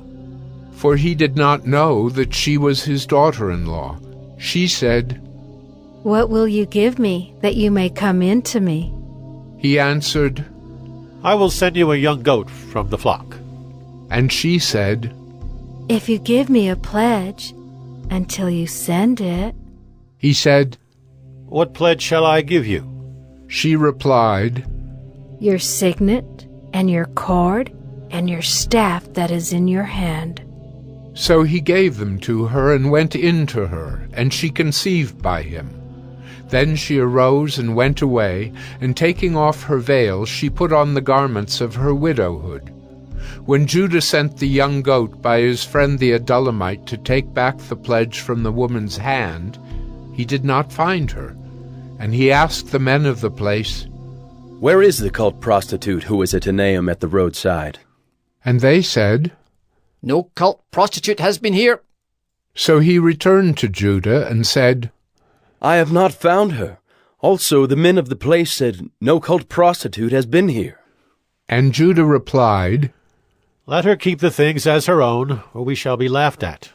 You see, I sent this young goat, and you did not find her. About 3 months later, Judah was told, Tamar, your daughter-in-law, has been immoral. Moreover, she is pregnant by immorality. And Judah said, Bring her out, and let her be burned. As she was being brought out, she sent word to her father-in-law. By the man to whom these belong, I am pregnant. And she said, Please, identify whose these are, the signet and the cord and the staff. Then Judah identified them and said, She is more righteous than I. since I did not give her to my son Shelah. And he did not know her again. When the time of her labor came, there were twins in her womb. And when she was in labor, one put out a hand, and the midwife took and tied a scarlet thread on his hand, saying, This one came out first. But as he drew back his hand, behold, his brother came out, and she said, What a breach you have made for yourself. Therefore his name was called Perez. Afterward his brother came out with the scarlet thread on his hand, and his name was called Zerah. Genesis 39. Now Joseph had been brought down to Egypt, and Potiphar, an officer of Pharaoh, the captain of the guard, an Egyptian, had bought him from the Ishmaelites, who had brought him down there. The Lord was with Joseph, and he became a successful man, and he was in the house of his Egyptian master. His master saw that the Lord was with him, and that the Lord caused all that he did to succeed in his hands. So Joseph found favor in his sight, and attended him, and he made him overseer of his house, and put him in charge of all that he had. From the time that he made him overseer in his house, and over all that he had, the Lord blessed the Egyptian's house for Joseph's sake. The blessing of the Lord was on all that he had in house and field. So he left all that he had in Joseph's charge, and because of him he had no concern about anything but the food he ate. Now Joseph was handsome in form and appearance, and after a time his master's wife cast her eyes on Joseph and said, Lie with me. But he refused, and said to his master's wife, Behold, because of me my master has no concern about anything in the house, and he has put everything that he has in my charge. He is not greater in this house than I am, nor has he kept back anything from me except yourself, because you are his wife. How then can I do this great wickedness and sin against God? And as she spoke to Joseph day after day, he would not listen to her, to lie beside her, or to be with her.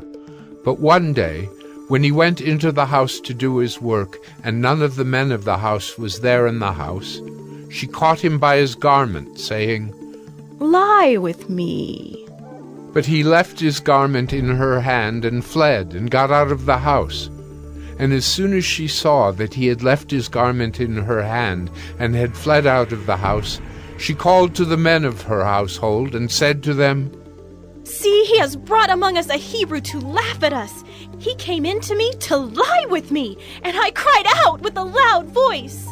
And as soon as he heard that I lifted up my voice and cried out, he left his garment beside me and fled, and got out of the house.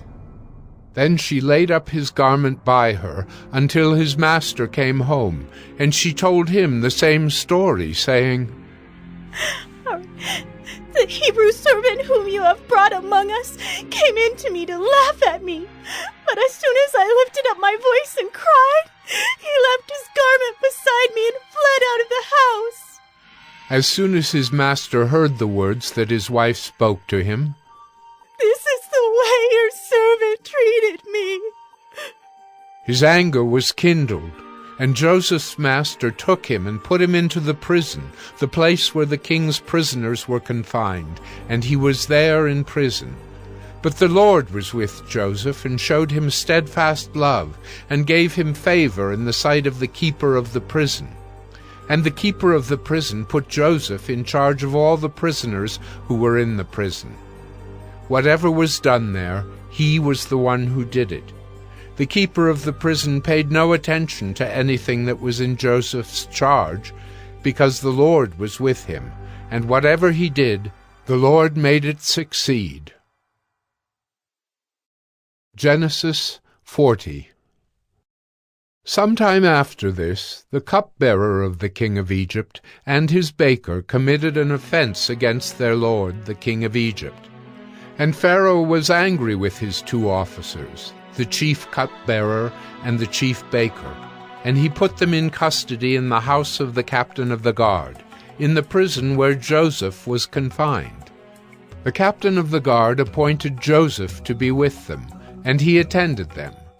They continued for some time in custody, and one night they both dreamed, the cupbearer and the baker of the king of Egypt, who were confined in the prison, each his own dream, and each dream with its own interpretation. When Joseph came to them in the morning, he saw that they were troubled. So he asked Pharaoh's officers, who were with him in custody in his master's house, "Why are your faces downcast today?" They said to him, "We have had dreams, and there is no one to interpret them." And Joseph said to them, "Do not interpretations belong to God? Please, tell them to me." So the chief cupbearer told his dream to Joseph and said to him, "In my dream there was a vine before me, and on the vine there were 3 branches. As soon as it budded, its blossoms shot forth, and the clusters ripened into grapes. Pharaoh's cup was in my hand, and I took the grapes and pressed them into Pharaoh's cup and placed the cup in Pharaoh's hand." Then Joseph said to him, "This is its interpretation. The 3 branches are 3 days. In 3 days Pharaoh will lift up your head and restore you to your office, and you shall place Pharaoh's cup in his hand as formerly, when you were his cupbearer. Only remember me when it is well with you, and please do me the kindness to mention me to Pharaoh, and so get me out of this house. For I was indeed stolen out of the land of the Hebrews, and here also I have done nothing that they should put me into the pit." When the chief baker saw that the interpretation was favorable, he said to Joseph, "I also had a dream. There were 3 cake baskets on my head, and in the uppermost basket there were all sorts of baked food for Pharaoh. But the birds were eating it out of the basket on my head."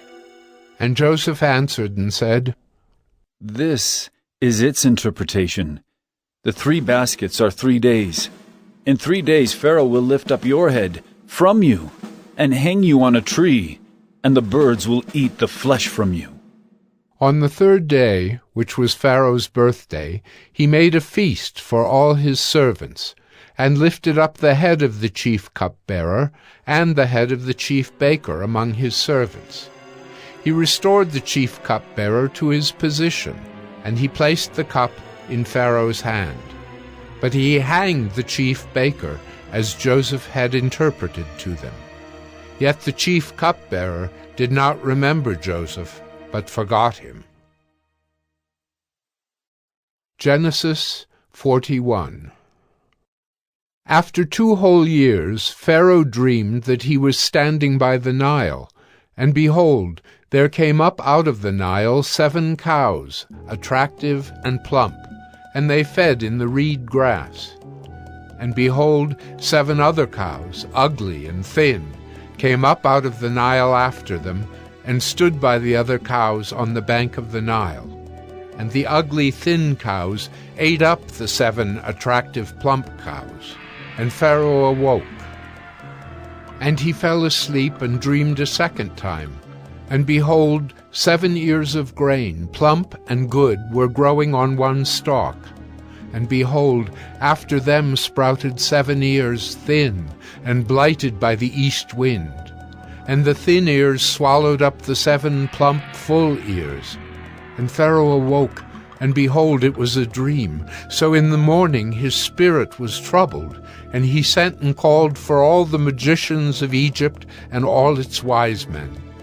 Pharaoh told them his dreams, but there was none who could interpret them to Pharaoh. Then the chief cupbearer said to Pharaoh, "I remember my offenses today.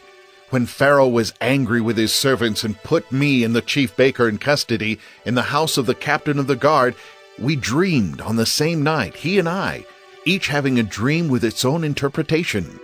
A young Hebrew was there with us, a servant of the captain of the guard. When we told him, he interpreted our dreams to us, giving an interpretation to each man according to his dream. And as he interpreted to us, so it came about. I was restored to my office, and the baker was hanged." Then Pharaoh sent and called Joseph, And they quickly brought him out of the pit. And when he had shaved himself and changed his clothes, he came in before Pharaoh. And Pharaoh said to Joseph, I have had a dream, and there is no one who can interpret it. I have heard it said of you that when you hear a dream, you can interpret it. Joseph answered Pharaoh, It is not in me. God will give Pharaoh a favorable answer. Then Pharaoh said to Joseph, Behold, in my dream I was standing on the banks of the Nile. 7 cows, plump and attractive, came up out of the Nile and fed in the reed grass. 7 other cows came up after them, poor and very ugly and thin, such as I had never seen in all the land of Egypt. And the thin, ugly cows ate up the first 7 plump cows. But when they had eaten them, no one would have known that they had eaten them, for they were still as ugly as at the beginning. Then I awoke. I also saw in my dream 7 ears growing on one stalk, full and good. 7 ears, withered, thin, and blighted by the east wind, sprouted after them. And the thin ears swallowed up the 7 good ears. And I told it to the magicians, but there was no one who could explain it to me. Then Joseph said to Pharaoh, The dreams of Pharaoh are one. God has revealed to Pharaoh what he is about to do. The 7 good cows are 7 years, and the 7 good ears are 7 years. The dreams are one. The 7 lean and ugly cows that came up after them are 7 years, and the 7 empty ears blighted by the east wind are also 7 years of famine. It is as I told Pharaoh. God has shown to Pharaoh what he is about to do. There will come 7 years of great plenty throughout all the land of Egypt. But after them there will arise 7 years of famine, and all the plenty will be forgotten in the land of Egypt. The famine will consume the land, and the plenty will be unknown in the land by reason of the famine that will follow, for it will be very severe. And the doubling of Pharaoh's dream means that the thing is fixed by God, and God will shortly bring it about. Now, therefore, let Pharaoh select a discerning and wise man, and set him over the land of Egypt. Let Pharaoh proceed to appoint overseers over the land and take 1/5 of the produce of the land of Egypt during the 7 plentiful years.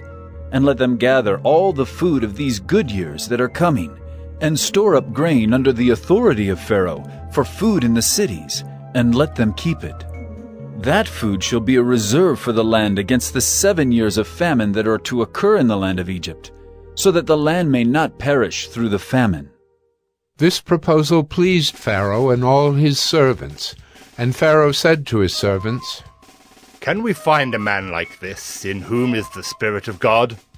Then Pharaoh said to Joseph, Since God has shown you all this, there is none so discerning and wise as you are. You shall be over my house, and all my people shall order themselves as you command. Only as regards the throne will I be greater than you. And Pharaoh said to Joseph, See, I have set you over all the land of Egypt.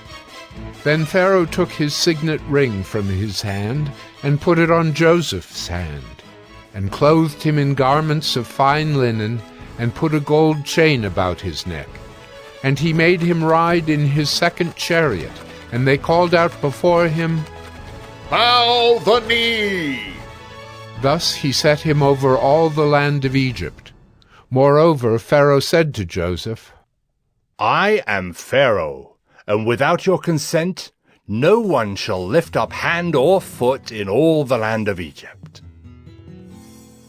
And Pharaoh called Joseph's name Zaphanath-Paneah, and he gave him in marriage Asenath, the daughter of Potipherah, priest of On. So Joseph went out over the land of Egypt. Joseph was 30 years old when he entered the service of Pharaoh, king of Egypt. And Joseph went out from the presence of Pharaoh and went through all the land of Egypt. During the 7 plentiful years the earth produced abundantly, And he gathered up all the food of these 7 years, which occurred in the land of Egypt, and put the food in the cities. He put in every city the food from the fields around it. And Joseph stored up grain in great abundance, like the sand of the sea, until he ceased to measure it, for it could not be measured. Before the year of famine came, 2 sons were born to Joseph. Asenath, the daughter of Potipherah, priest of On, bore them to him. Joseph called the name of the firstborn Manasseh. For, he said, God has made me forget all my hardship and all my father's house. The name of the second he called Ephraim.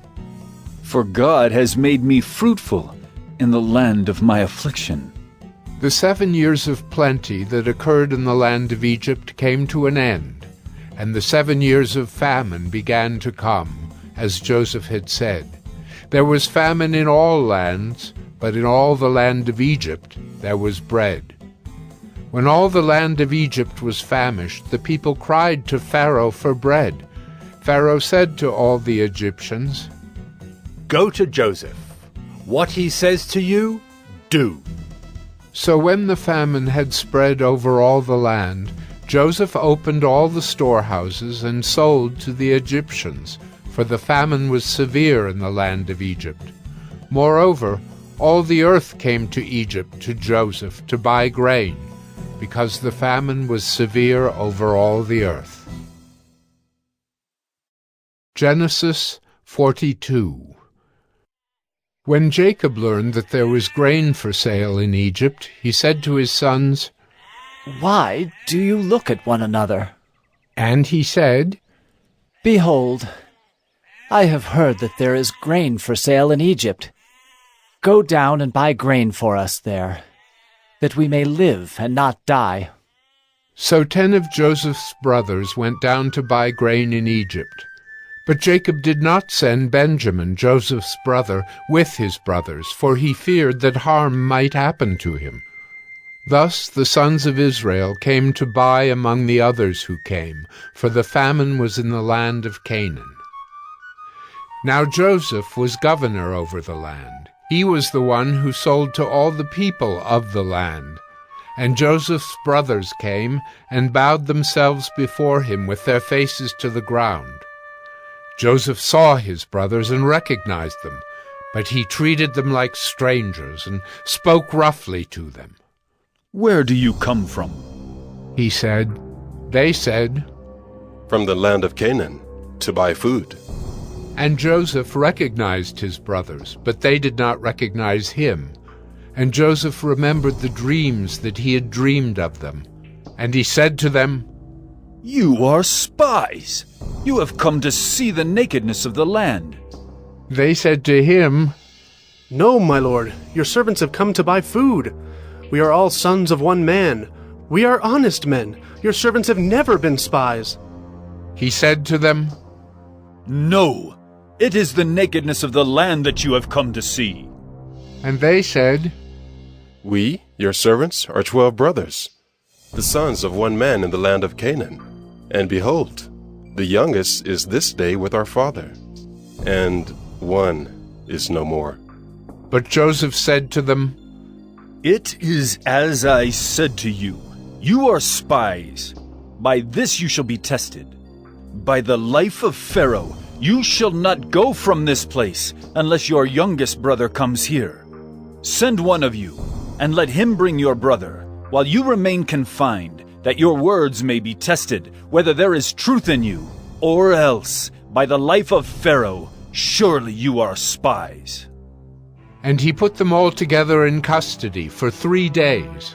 On the 3rd day Joseph said to them, "Do this, and you will live, for I fear God. If you are honest men, let one of your brothers remain confined, where you are in custody, and let the rest go and carry grain for the famine of your households. And bring your youngest brother to me, so your words will be verified, and you shall not die." And they did so. Then they said to one another, "In truth we are guilty concerning our brother. in that we saw the distress of his soul, when he begged us and we did not listen. That is why this distress has come upon us. And Reuben answered them, Did I not tell you not to sin against the boy? But you did not listen. So now there comes a reckoning for his blood. They did not know that Joseph understood them, for there was an interpreter between them. Then he turned away from them and wept. And he returned to them and spoke to them. And he took Simeon from them and bound him before their eyes. And Joseph gave orders to fill their bags with grain, and to replace every man's money in his sack, and to give them provisions for the journey. This was done for them. Then they loaded their donkeys with their grain and departed. And as one of them opened his sack to give his donkey fodder at the lodging place, he saw his money in the mouth of his sack. He said to his brothers, My money has been put back. Here it is in the mouth of my sack. At this their hearts failed them, and they turned trembling to one another, saying, What is this that God has done to us? When they came to Jacob their father in the land of Canaan, they told him all that had happened to them, saying, The man, the Lord of the land, spoke roughly to us and took us to be spies of the land. But we said to him, We are honest men. We have never been spies. We are 12 brothers, sons of our father. One is no more, and the youngest is this day with our father in the land of Canaan. Then the man, the Lord of the land, said to us, By this I shall know that you are honest men. Leave one of your brothers with me, and take grain for the famine of your households, and go your way. Bring your youngest brother to me. Then I shall know that you are not spies, but honest men, and I will deliver your brother to you, and you shall trade in the land. As they emptied their sacks, behold, every man's bundle of money was in his sack. And when they and their father saw their bundles of money, they were afraid. And Jacob their father said to them, You have bereaved me of my children. Joseph is no more, and Simeon is no more. And now you would take Benjamin? All this has come against me. Then Reuben said to his father, Kill my 2 sons if I do not bring him back to you. Put him in my hands, and I will bring him back to you. But he said, My son shall not go down with you, for his brother is dead, and he is the only one left. If harm should happen to him on the journey that you are to make, you would bring down my gray hairs with sorrow to Sheol. Genesis 43. Now the famine was severe in the land, and when they had eaten the grain that they had brought from Egypt, their father said to them, Go again, buy us a little food.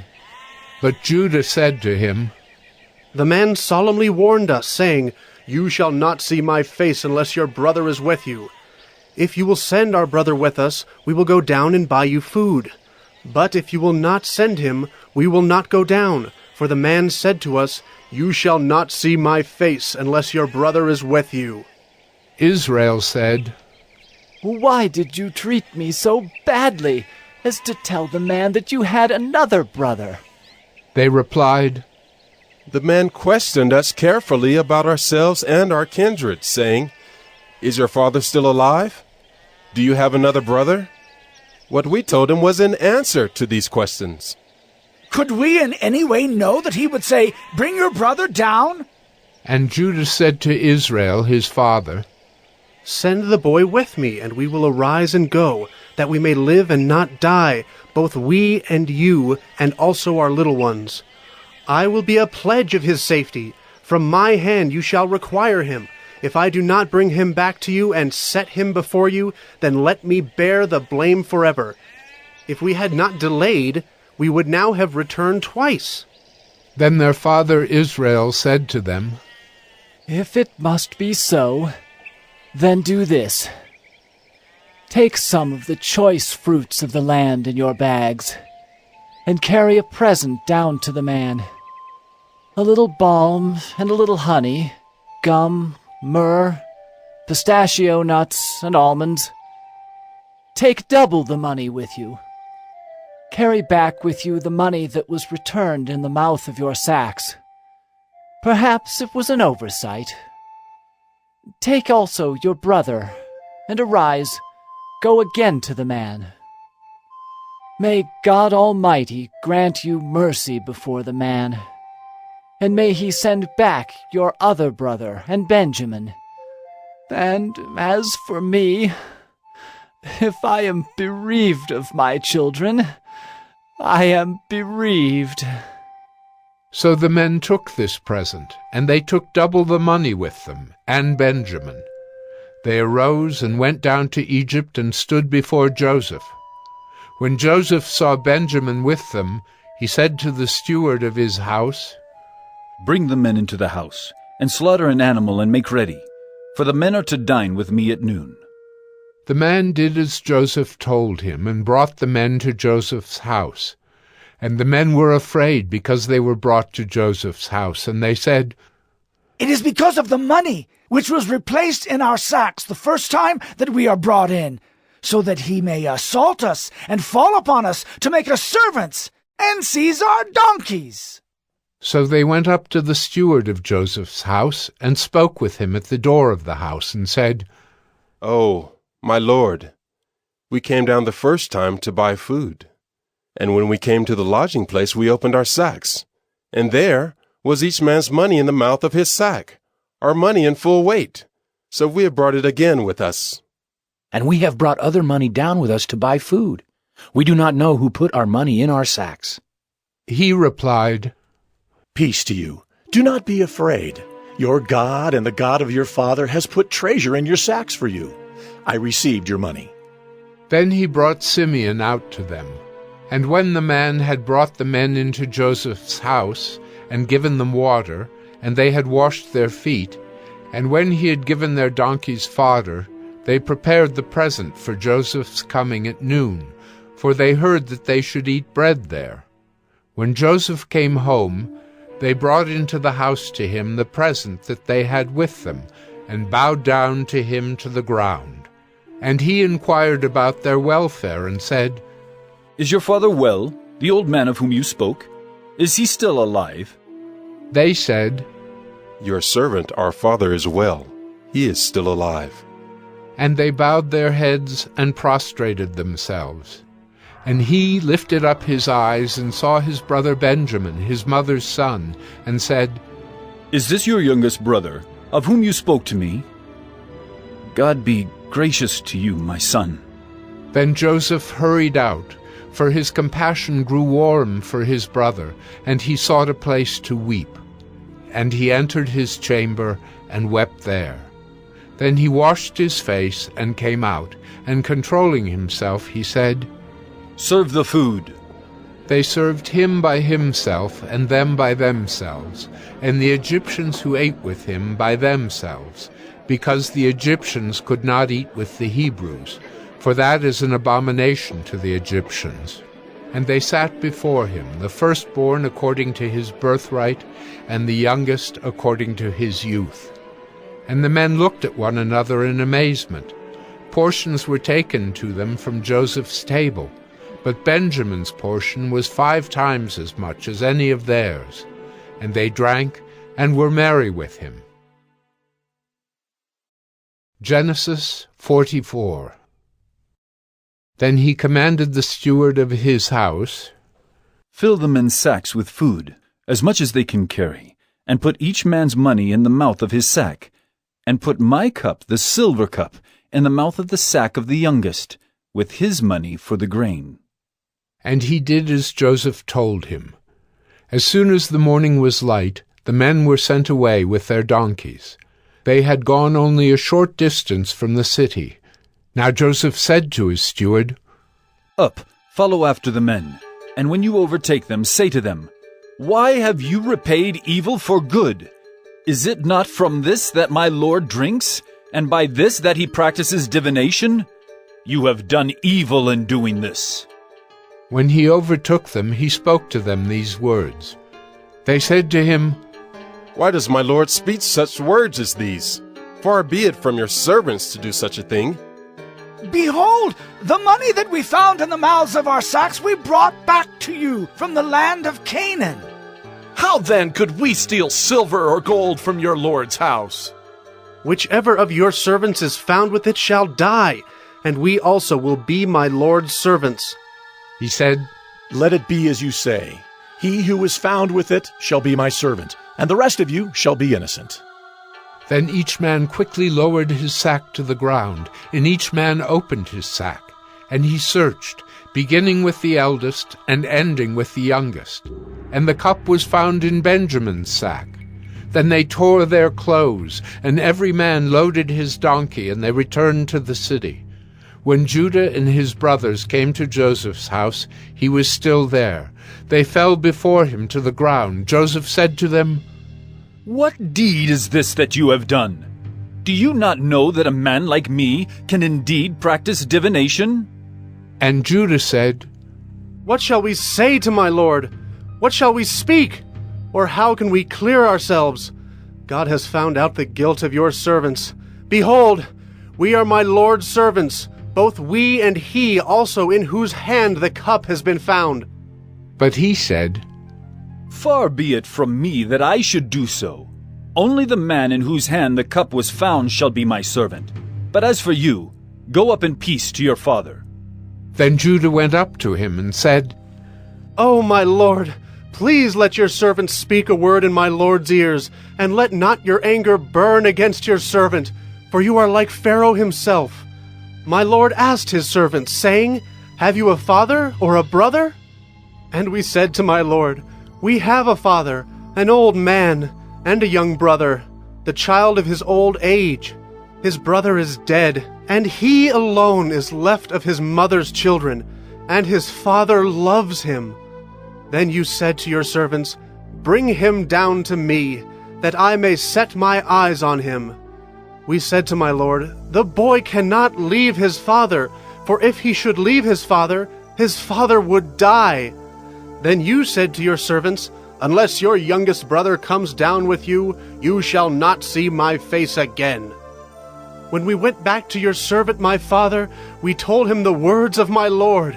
And when our father said, Go again, buy us a little food, we said, We cannot go down. If our youngest brother goes with us, then we will go down. For we cannot see the man's face unless our youngest brother is with us. Then your servant my father said to us, You know that my wife bore me 2 sons.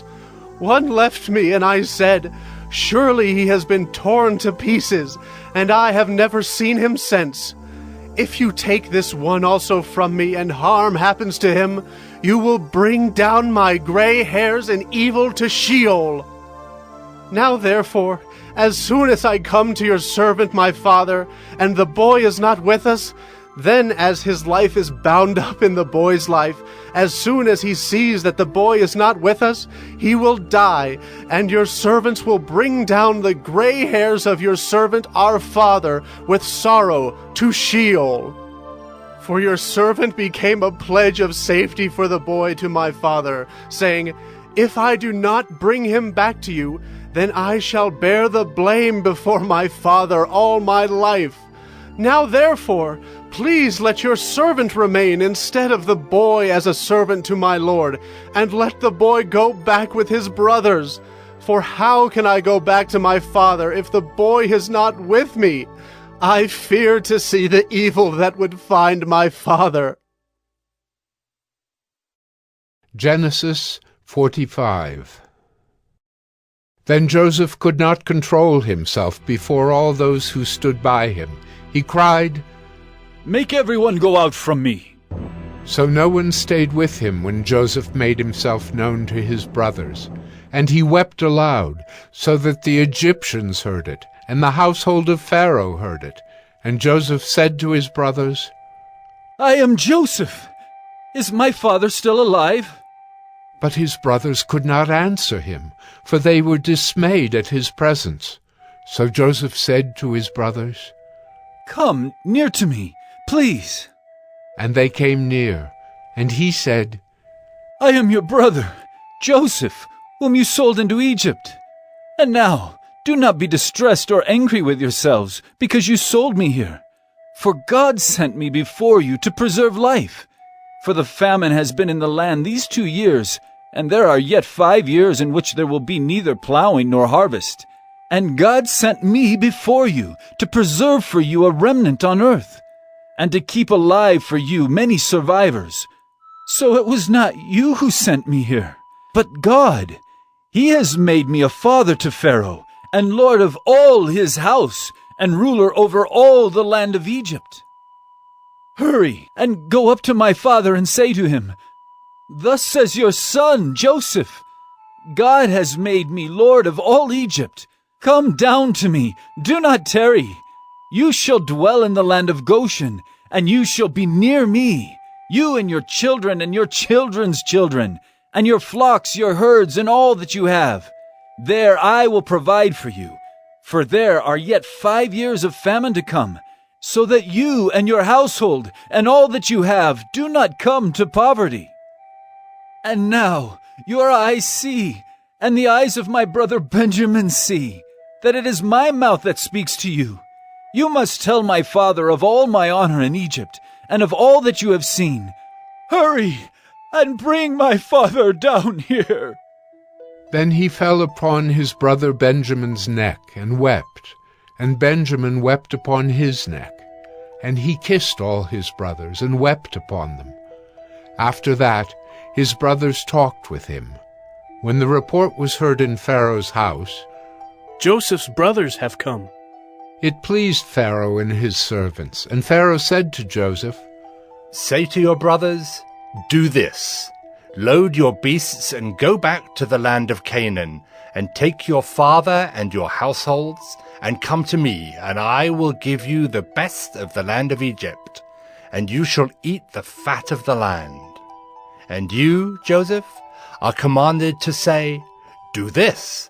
Take wagons from the land of Egypt for your little ones and for your wives, and bring your father and come. Have no concern for your goods, for the best of all the land of Egypt is yours.' The sons of Israel did so, and Joseph gave them wagons according to the command of Pharaoh, and gave them provisions for the journey. To each and all of them he gave a change of clothes. But to Benjamin he gave 300 shekels of silver and 5 changes of clothes. To his father he sent as follows: 10 donkeys loaded with the good things of Egypt, and 10 female donkeys loaded with grain, bread, and provision for his father on the journey. Then he sent his brothers away, and as they departed he said to them, 'Do not quarrel on the way.' So they went up out of Egypt and came to the land of Canaan, to their father Jacob. And they told him, 'Joseph is still alive, and he is ruler over all the land of Egypt.' And his heart became numb, for he did not believe them. But when they told him all the words of Joseph, which he had said to them, and when he saw the wagons that Joseph had sent to carry him, the spirit of their father Jacob revived. And Israel said, 'It is enough! Joseph, my son, is still alive! I will go and see him before I die.' Genesis 46. So Israel took his journey with all that he had, and came to Beer-sheba, and offered sacrifices to the God of his father Isaac. And God spoke to Israel in visions of the night, and said, 'Jacob, Jacob.' And he said, 'Here am I.' Then he said, 'I am God, the God of your father. Do not be afraid to go down to Egypt, for there I will make you into a great nation. I myself will go down with you to Egypt, and I will also bring you up again, and Joseph's hand shall close your eyes.' Then Jacob set out from Beer-sheba. The sons of Israel carried Jacob their father, their little ones, and their wives in the wagons that Pharaoh had sent to carry him. They also took their livestock and their goods, which they had gained in the land of Canaan, and came into Egypt. Jacob and all his offspring with him, his sons and his sons' sons with him, his daughters and his sons' daughters. All his offspring he brought with him into Egypt. Now these are the names of the descendants of Israel who came into Egypt, Jacob and his sons. Reuben, Jacob's firstborn, and the sons of Reuben, Hanok, Pallu, Hezron, and Carmi. The sons of Simeon, Jemuel, Jamin, Ohad, Jachin, Zohar, and Shaul, the son of a Canaanite woman. The sons of Levi, Gershon, Kohath, and Merari. The sons of Judah, Onan, Shelah, Perez, and Zerah. But and Onan died in the land of Canaan. And the sons of Perez were Hezron and Hamel. The sons of Issachar, Tola, Puvah, Job, and Shimron. The sons of Zebulun, Sered, Elon, and Jaleel. These are the sons of Leah, whom she bore to Jacob in Paddan Aram, together with his daughter Dinah. Altogether his sons and his daughters numbered 33. The sons of Gad, Ziphion, Hagi, Shunai, Esbon, Eri, Eridai, and Areli. The sons of Asher, Imnah, Ishva, Ishvi, Beriah, with Sirah their sister. And the sons of Beriah, Heber, and Malchiel. These are the sons of Zilpah, whom Laban gave to Leah his daughter, and these she bore to Jacob, 16 persons. The sons of Rachel, Jacob's wife, Joseph and Benjamin. And to Joseph in the land of Egypt were born Manasseh and Ephraim, whom Asenath, the daughter of Potipherah, the priest of On, bore to him. And the sons of Benjamin, Bela, Becher, Ashbel, Gera, Naaman, Ehi, Rosh, Muppim, Huppim, and Ard. These are the sons of Rachel who were born to Jacob, 14 persons in all. The sons of Dan, Hushim. The sons of Naphtali, Jaziel, Guni, Jezer, and Shillem. These are the sons of Bilhah, whom Laban gave to Rachel his daughter, and these she bore to Jacob, 7 persons in all. All the persons belonging to Jacob who came into Egypt, who were his own descendants, not including Jacob's sons' wives, were 66 persons in all. And the sons of Joseph, who were born to him in Egypt, were 2. All the persons of the house of Jacob who came into Egypt were 70. He had sent Judah ahead of him to Joseph to show the way before him in Goshen, and they came into the land of Goshen. Then Joseph prepared his chariot and went up to meet Israel his father in Goshen. He presented himself to him and fell on his neck and wept on his neck a good while. Israel said to Joseph, "Now let me die, since I have seen your face and know that you are still alive." Joseph said to his brothers and to his father's household, I will go up and tell Pharaoh and will say to him, My brothers and my father's household who were in the land of Canaan have come to me, and the men are shepherds, for they have been keepers of livestock, and they have brought their flocks and their herds and all that they have. When Pharaoh calls you and says, What is your occupation? You shall say, Your servants have been keepers of livestock from our youth, even until now, both we and our fathers, in order that you may dwell in the land of Goshen. For every shepherd is an abomination to the Egyptians. Genesis 47. So Joseph went in and told Pharaoh, My father and my brothers, with their flocks and herds, and all that they possess, have come from the land of Canaan. They are now in the land of Goshen. And from among his brothers he took 5 men, and presented them to Pharaoh. Pharaoh said to his brothers, What is your occupation? And they said to Pharaoh, Your servants are shepherds, as our fathers were. They said to Pharaoh, We have come to sojourn in the land, for there is no pasture for your servants' flocks, for the famine is severe in the land of Canaan. And now, please let your servants dwell in the land of Goshen. Then Pharaoh said to Joseph, Your father and your brothers have come to you.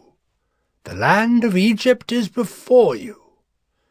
Settle your father and your brothers in the best of the land. Let them settle in the land of Goshen, and if you know any able men among them, put them in charge of my livestock. Then Joseph brought in Jacob his father, and stood him before Pharaoh. And Jacob blessed Pharaoh. And Pharaoh said to Jacob, How many are the days of the years of your life? And Jacob said to Pharaoh, The days of the years of my sojourning are 130 years.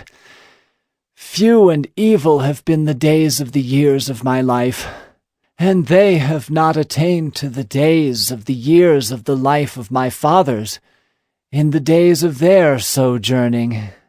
And Jacob blessed Pharaoh, and went out from the presence of Pharaoh. Then Joseph settled his father and his brothers, and gave them a possession in the land of Egypt, in the best of the land, in the land of Ramesses, as Pharaoh had commanded.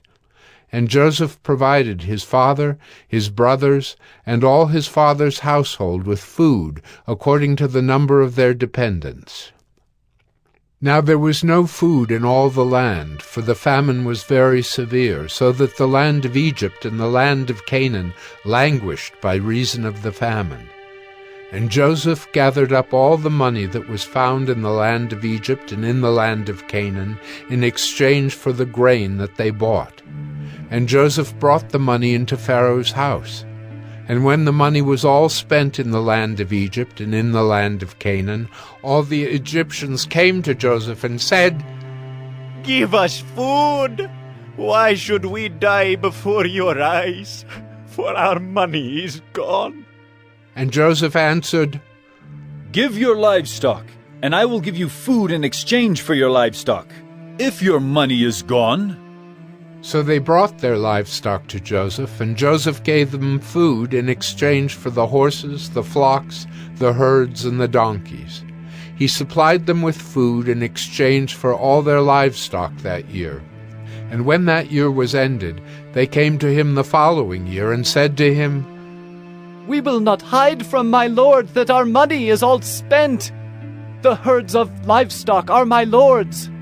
There is nothing left in the sight of my lord but our bodies and our land.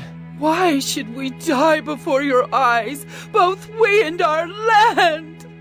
Buy us and our land for food, and we with our land will be servants to Pharaoh, and give us seed that we may live and not die, and that the land may not be desolate.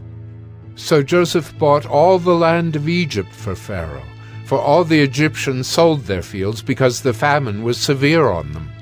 The land became Pharaoh's. As for the people, he made servants of them from one end of Egypt to the other. Only the land of the priests he did not buy, for the priests had a fixed allowance from Pharaoh, and lived on the allowance that Pharaoh gave them. Therefore they did not sell their land. Then Joseph said to the people, Behold, I have this day bought you and your land for Pharaoh. Now here is seed for you, and you shall sow the land. And at the harvests you shall give 1/5 to Pharaoh, and 4/5 shall be your own, as seed for the field, and as food for yourselves and your households, and as food for your little ones. And they said, You have saved our lives! May it please my lord, we will be servants to Pharaoh! So Joseph made it a statute concerning the land of Egypt, and it stands to this day, that Pharaoh should have the 5th. The land of the priests alone did not become Pharaoh's. Thus Israel settled in the land of Egypt, in the land of Goshen, and they gained possessions in it, and were fruitful and multiplied greatly. And Jacob lived in the land of Egypt 17 years, so the days of Jacob, the years of his life, were 147 years. And when the time drew near that Israel must die, He called his son Joseph and said to him, "If now I have found favor in your sight, put your hand under my thigh and promise to deal kindly and truly with me. Do not bury me in Egypt, but let me lie with my fathers. Carry me out of Egypt and bury me in their burying place." He answered, "I will do as you have said." And he said, "Swear to me." And he swore to him. Then Israel bowed himself upon the head of his bed. Genesis 48. After this, Joseph was told, "Behold, your father is ill." So he took with him his 2 sons, Manasseh and Ephraim. And it was told to Jacob, "Your son Joseph has come to you." Then Israel summoned his strength and sat up in bed.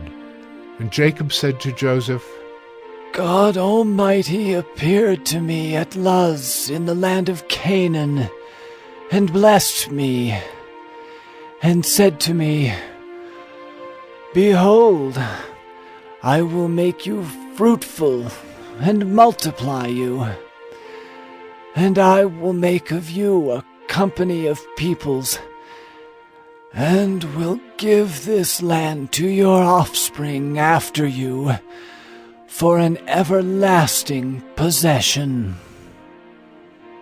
And now your 2 sons, who were born to you in the land of Egypt before I came to you in Egypt, are mine.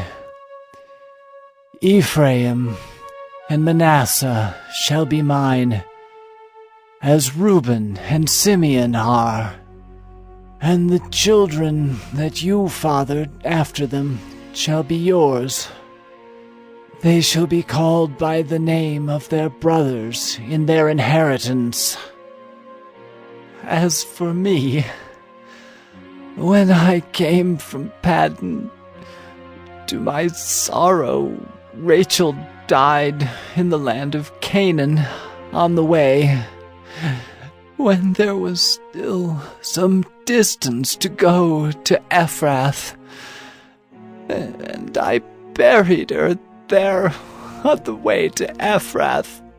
That is Bethlehem. When Israel saw Joseph's sons, he said, Who are these? Joseph said to his father, They are my sons, whom God has given me here. And he said, Bring them to me, please, that I may bless them. Now the eyes of Israel were dim with age, so that he could not see. So Joseph brought them near him, and he kissed them and embraced them.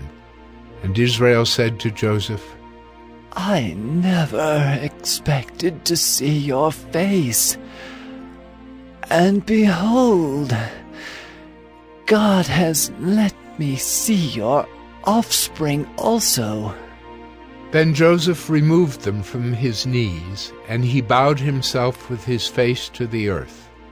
And Joseph took them both, Ephraim in his right hand toward Israel's left hand, and Manasseh in his left hand toward Israel's right hand, and brought them near him. And Israel stretched out his right hand and laid it on the head of Ephraim, who was the younger, and his left hand on the head of Manasseh, crossing his hands, for Manasseh was the firstborn. And he blessed Joseph and said, The God before whom my fathers Abraham and Isaac walked, the God who has been my shepherd all my life long to this day, the angel who has redeemed me from all evil, bless the boys, and in them let my name be carried on, and the name of my fathers Abraham and Isaac, and let them grow into a multitude, in the midst of the earth. When Joseph saw that his father laid his right hand on the head of Ephraim, it displeased him, and he took his father's hand to move it from Ephraim's head to Manasseh's head. And Joseph said to his father, "Not this way, my father, since this one is the firstborn. Put your right hand on his head." But his father refused and said, I know, my son, I know. He also shall become a people, and he also shall be great. Nevertheless, his younger brother shall be greater than he, and his offspring shall become a multitude of nations. So he blessed them that day, saying, By you, Israel, will pronounce blessings, saying, God, make you as Ephraim and as Manasseh. Thus he put Ephraim before Manasseh. Then Israel said to Joseph, Behold, I am about to die, but God will be with you, and will bring you again to the land of your fathers. Moreover, I have given to you rather than to your brothers one mountain slope that I took from the hand of the Amorites with my sword and with my bow. Genesis 49.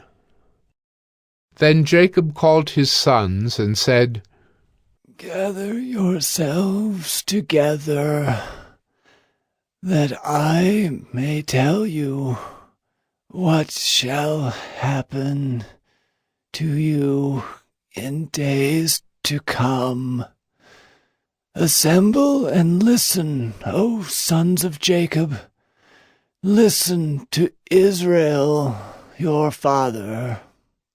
Reuben, you are my firstborn, my might, and the firstfruits of my strength, preeminent in dignity and preeminent in power. Unstable as water, you shall not have preeminence, because you went up to your father's bed. Then you defiled it. He went up to my couch. Simeon and Levi are brothers. Weapons of violence are their swords.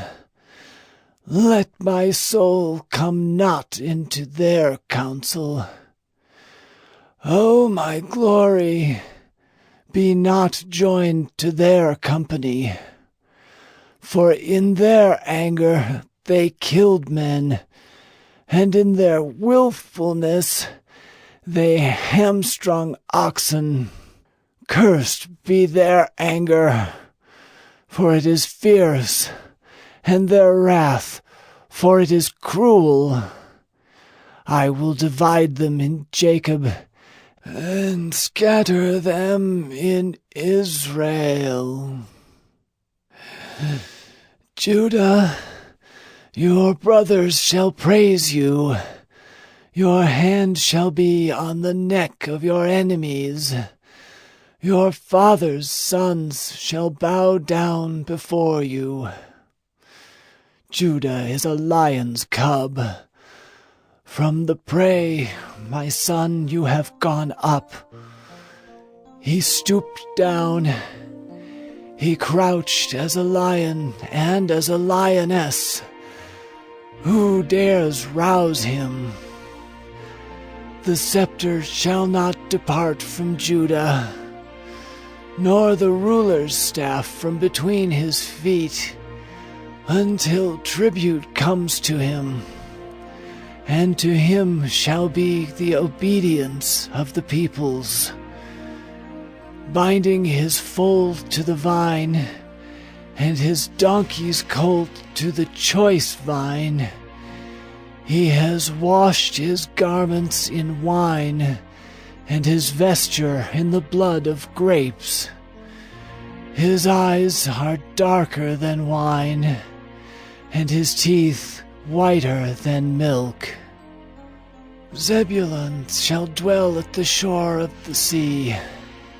He shall become a haven for ships, and his border shall be at Sidon. Issachar is a strong donkey, crouching between the sheepfolds. He saw that a resting place was good, and that the land was pleasant. So he bowed his shoulder to bear, and became a servant at forced labor.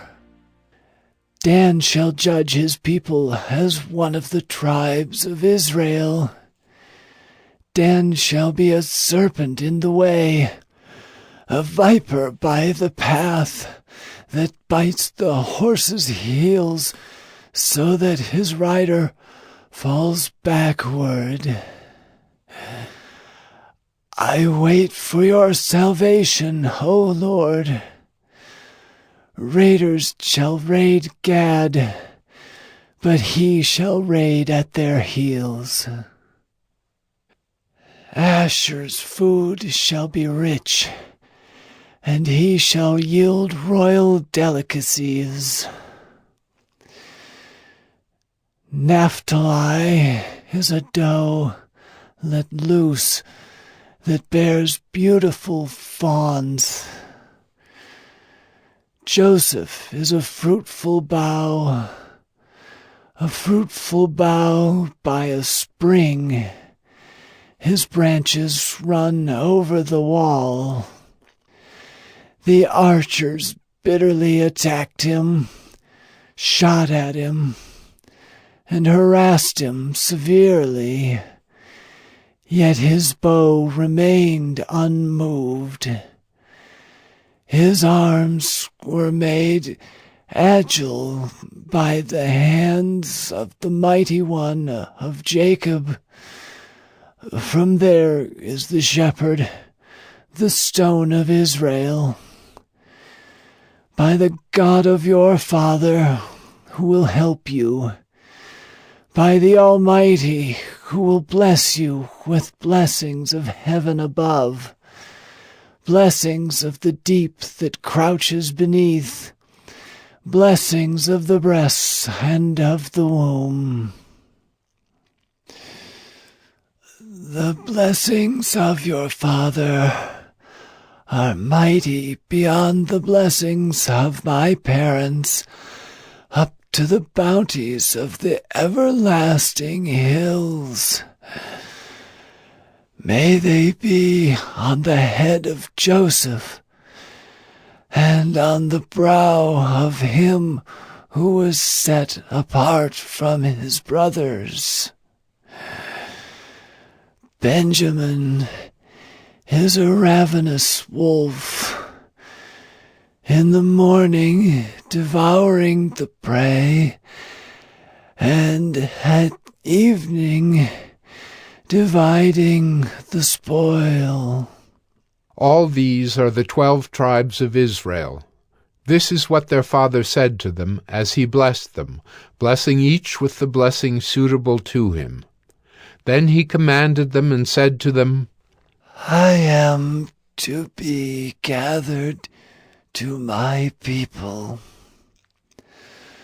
Bury me with my fathers in the cave that is in the field of Ephron the Hittite, in the cave that is in the field at Machpelah, to the east of Mamre, in the land of Canaan, which Abraham bought with the field from Ephron the Hittite to possess as a burying place. There they buried Abraham and Sarah his wife. There they buried Isaac and Rebekah his wife. And there I buried Leah. The field and the cave that is in it were bought from the Hittites. When Jacob finished commanding his sons, he drew up his feet into the bed and breathed his last, and was gathered to his people. Genesis 50. Then Joseph fell on his father's face and wept over him and kissed him. And Joseph commanded his servants the physicians to embalm his father. So the physicians embalmed Israel. 40 days were required for it, for that is how many are required for embalming. And the Egyptians wept for him 70 days. And when the days of weeping for him were past, Joseph spoke to the household of Pharaoh, saying, If now I have found favor in your eyes, please speak in the ears of Pharaoh, saying, My father made me swear, saying, I am about to die. In my tomb that I hewed out for myself in the land of Canaan, there shall you bury me. Now therefore, let me please go up and bury my father. Then I will return. And Pharaoh answered, Go up and bury your father as he made you swear. So Joseph went up to bury his father. With him went up all the servants of Pharaoh, the elders of his household, and all the elders of the land of Egypt, as well as all the household of Joseph, his brothers, and his father's household. Only their children, their flocks, and their herds were left in the land of Goshen. And there went up with him both chariots and horsemen. It was a very great company. When they came to the threshing floor of Atad, which is beyond the Jordan, they lamented there with a very great and grievous lamentation, and he made a mourning for his father 7 days. When the inhabitants of the land, the Canaanites, saw the mourning on the threshing floor of Atad, they said, This is a grievous mourning by the Egyptians. Therefore the place was named Abel Mizraim. It is beyond the Jordan. Thus his sons did for him as he had commanded them, for his sons carried him to the land of Canaan, and buried him in the cave of the field at Machpelah, to the east of Mamre, which Abraham bought with the field from Ephron the Hittite to possess as a burying place. After he had buried his father, Joseph returned to Egypt with his brothers and all who had gone up with him to bury his father. When Joseph's brothers saw that their father was dead, they said, It may be that Joseph will hate us and pay us back for all the evil that we did to him.